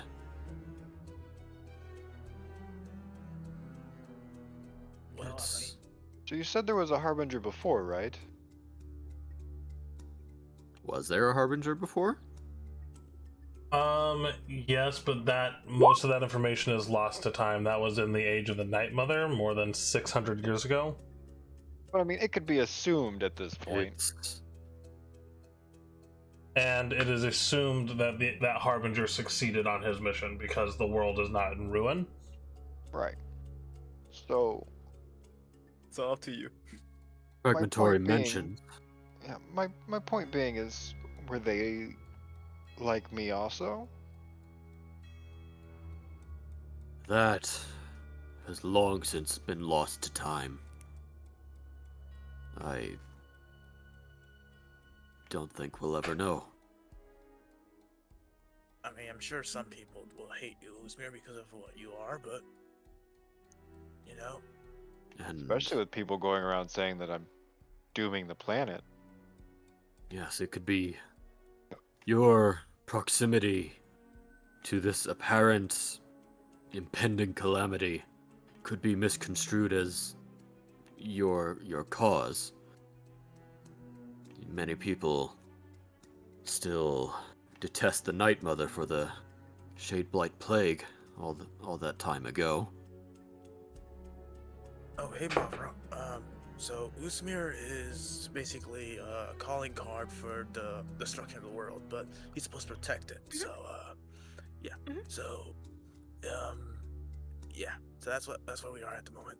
And it's... well... I don't know how much room we have to be worrying about apocalypses that have been, up until this point, entirely legend. Riven, that's what my family was As far as we for. can tell. Silly. Oh, you're right. Now I think about it, you are double correct. Well, that was dumb of me. I should, just, My family's surname is literally darkness itself. yeah, so I'm just gonna take my plate over here and I'm gonna put it back, yes, Riven just with walks of shame into the kitchen. Riven, I just cleared the table. You don't have a plate. Do it. You just imagine the plate. He's really wait. bad at subterfuge. Oh wait, I didn't have a plate. So... It just walks of shame Well, back to if you're going to go spar, you probably should. I already bathed, so room is free. Riven, I expect you to bathe but I was gonna after you work spar. out. Oh, but then after that I have You have to take a bath. actually before I spar, I need to talk to you real quick, Mavra. Huh? Or what? Well, just over here. He scuttles over here. Scuttles. I'm gonna give a curious look to Wolfren and Uzmir, like, do you know what the fuck this is about?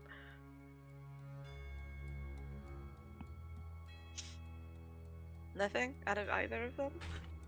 They're like, whatever. Okay. No. To get up from Uh, the... Ow! Fuck! Ow! Like, I had to get up from my computer. I hit my knee. Wolfren just ouch. Ah. Now Wolfram just shrugs. This is just a What is flesh it? wound. At that point, I'm gonna go get cleaned up. Yes, that's... excellent idea. Dancing in the boys' room. Just all the boys go over there. Riven just looks at Mara like, well, I just noticed this like a few days ago, but could you put your hand on my chest real quick, like right where my heart is? Okay. And she would wait a few seconds, no heartbeat. Another few seconds, no heartbeat. You don't have a pulse? Continues. Just keep your hand there. And then he just waits about like a minute, and then finally his heart just beats once. I think it has something to do with the halberd. Are you dying? Well, I hope not, but well, it's just well, I just it's a lot going on, then that's just another thing that's just on my mind. And I don't want to worry too much about the others, and since you're the first person that well, from the well, so just wanted to let you know. So if something like really bad happens to me, well, at least you know.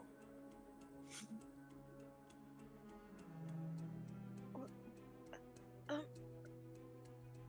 do you feel normal? Does something feel wrong? Well, I mean, I feel normal. Head Riven just pats himself like, but I don't know, to be honest. It's a lot to take in.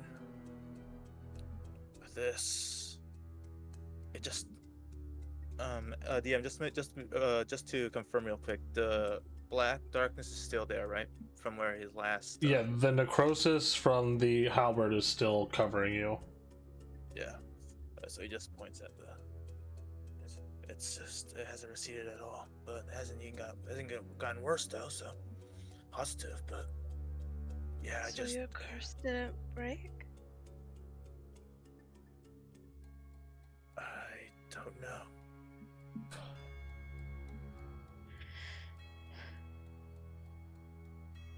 That's all right, you know. I have a family now. Even though if my other one is just messing about and probably causing the end of the world or something, but oh, well, there's one more thing I wanted to ask. What's up? Anything? Riven summons his spear again. Could you tell if this spear was made by elves? By our people? Well, half of my people. Well, it's your people, but yeah. Sure.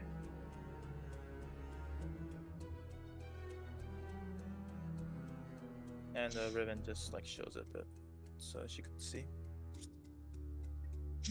I inspect the weapon and I find what? Roll a history check. My best thing. No one's intelligent. Is it the best thing? Oh, okay. You know that this is not of elven make, but you've never seen a spear like this before. It's not like a common spear or craftsman that you would have heard of, seen work from.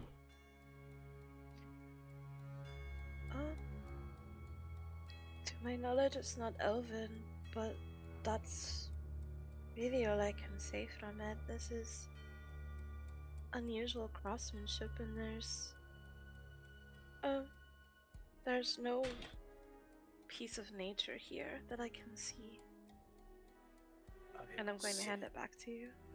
Riven just takes it, and for some reason he just scratches his neck a little bit, and just and he just grabs the spear as well, like, thank you. At least I know it wasn't my mother's spear or something. That bastard would have just taken it from her. So I have that comfort at least. Elvish? Oh yeah. My mother is an elven woman, and well, my father was, I don't know if he still is, was a human. That's how I was born. So yeah, that's why I'm half elvish.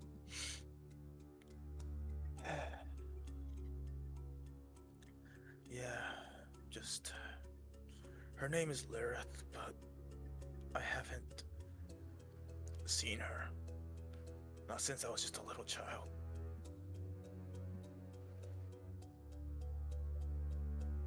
After I was taken away.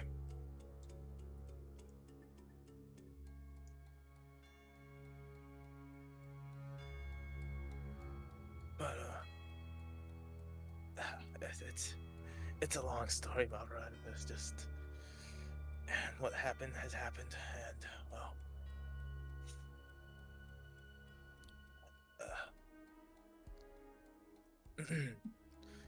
I thank you for helping me. I appreciate it. You're the only family I have left in the world, Vivian. Kavra is my sister and I'll always love her, but whatever twisting Kalenroth has done to her, he has taken her from me, and well, the Iron Brand took my home from me, took my family and my friends.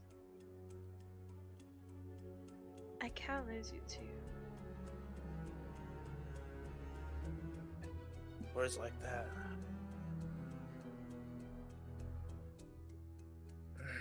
You won't. You won't lose me. I'm very hard to kill. Yeah, I know. Yeah, I'm sure I'll just kill someone by just standing next to them. Which She's in gonna fact, grab your arm as you walk away and just pull you into a big hug. Riven just like has his hands around, hands like not holding her down, just slowly just hugs, like slowly, as if it's like he doesn't know what to do. He gives her a big hug. We'll take care of each other, okay? Yes, we will. Now then, off with you. Go train or work out or whatever it is you do. Oh yeah. Well, if you need me, I'm over here. As Riven is going to practice his spearmanship over here. Okay. Are there any other RP things you guys are wanting to do before this long rest?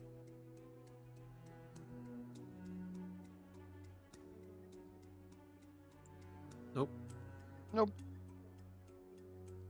Okay. Eventually, you all find yourselves to sleep. As your eyes close for this rest,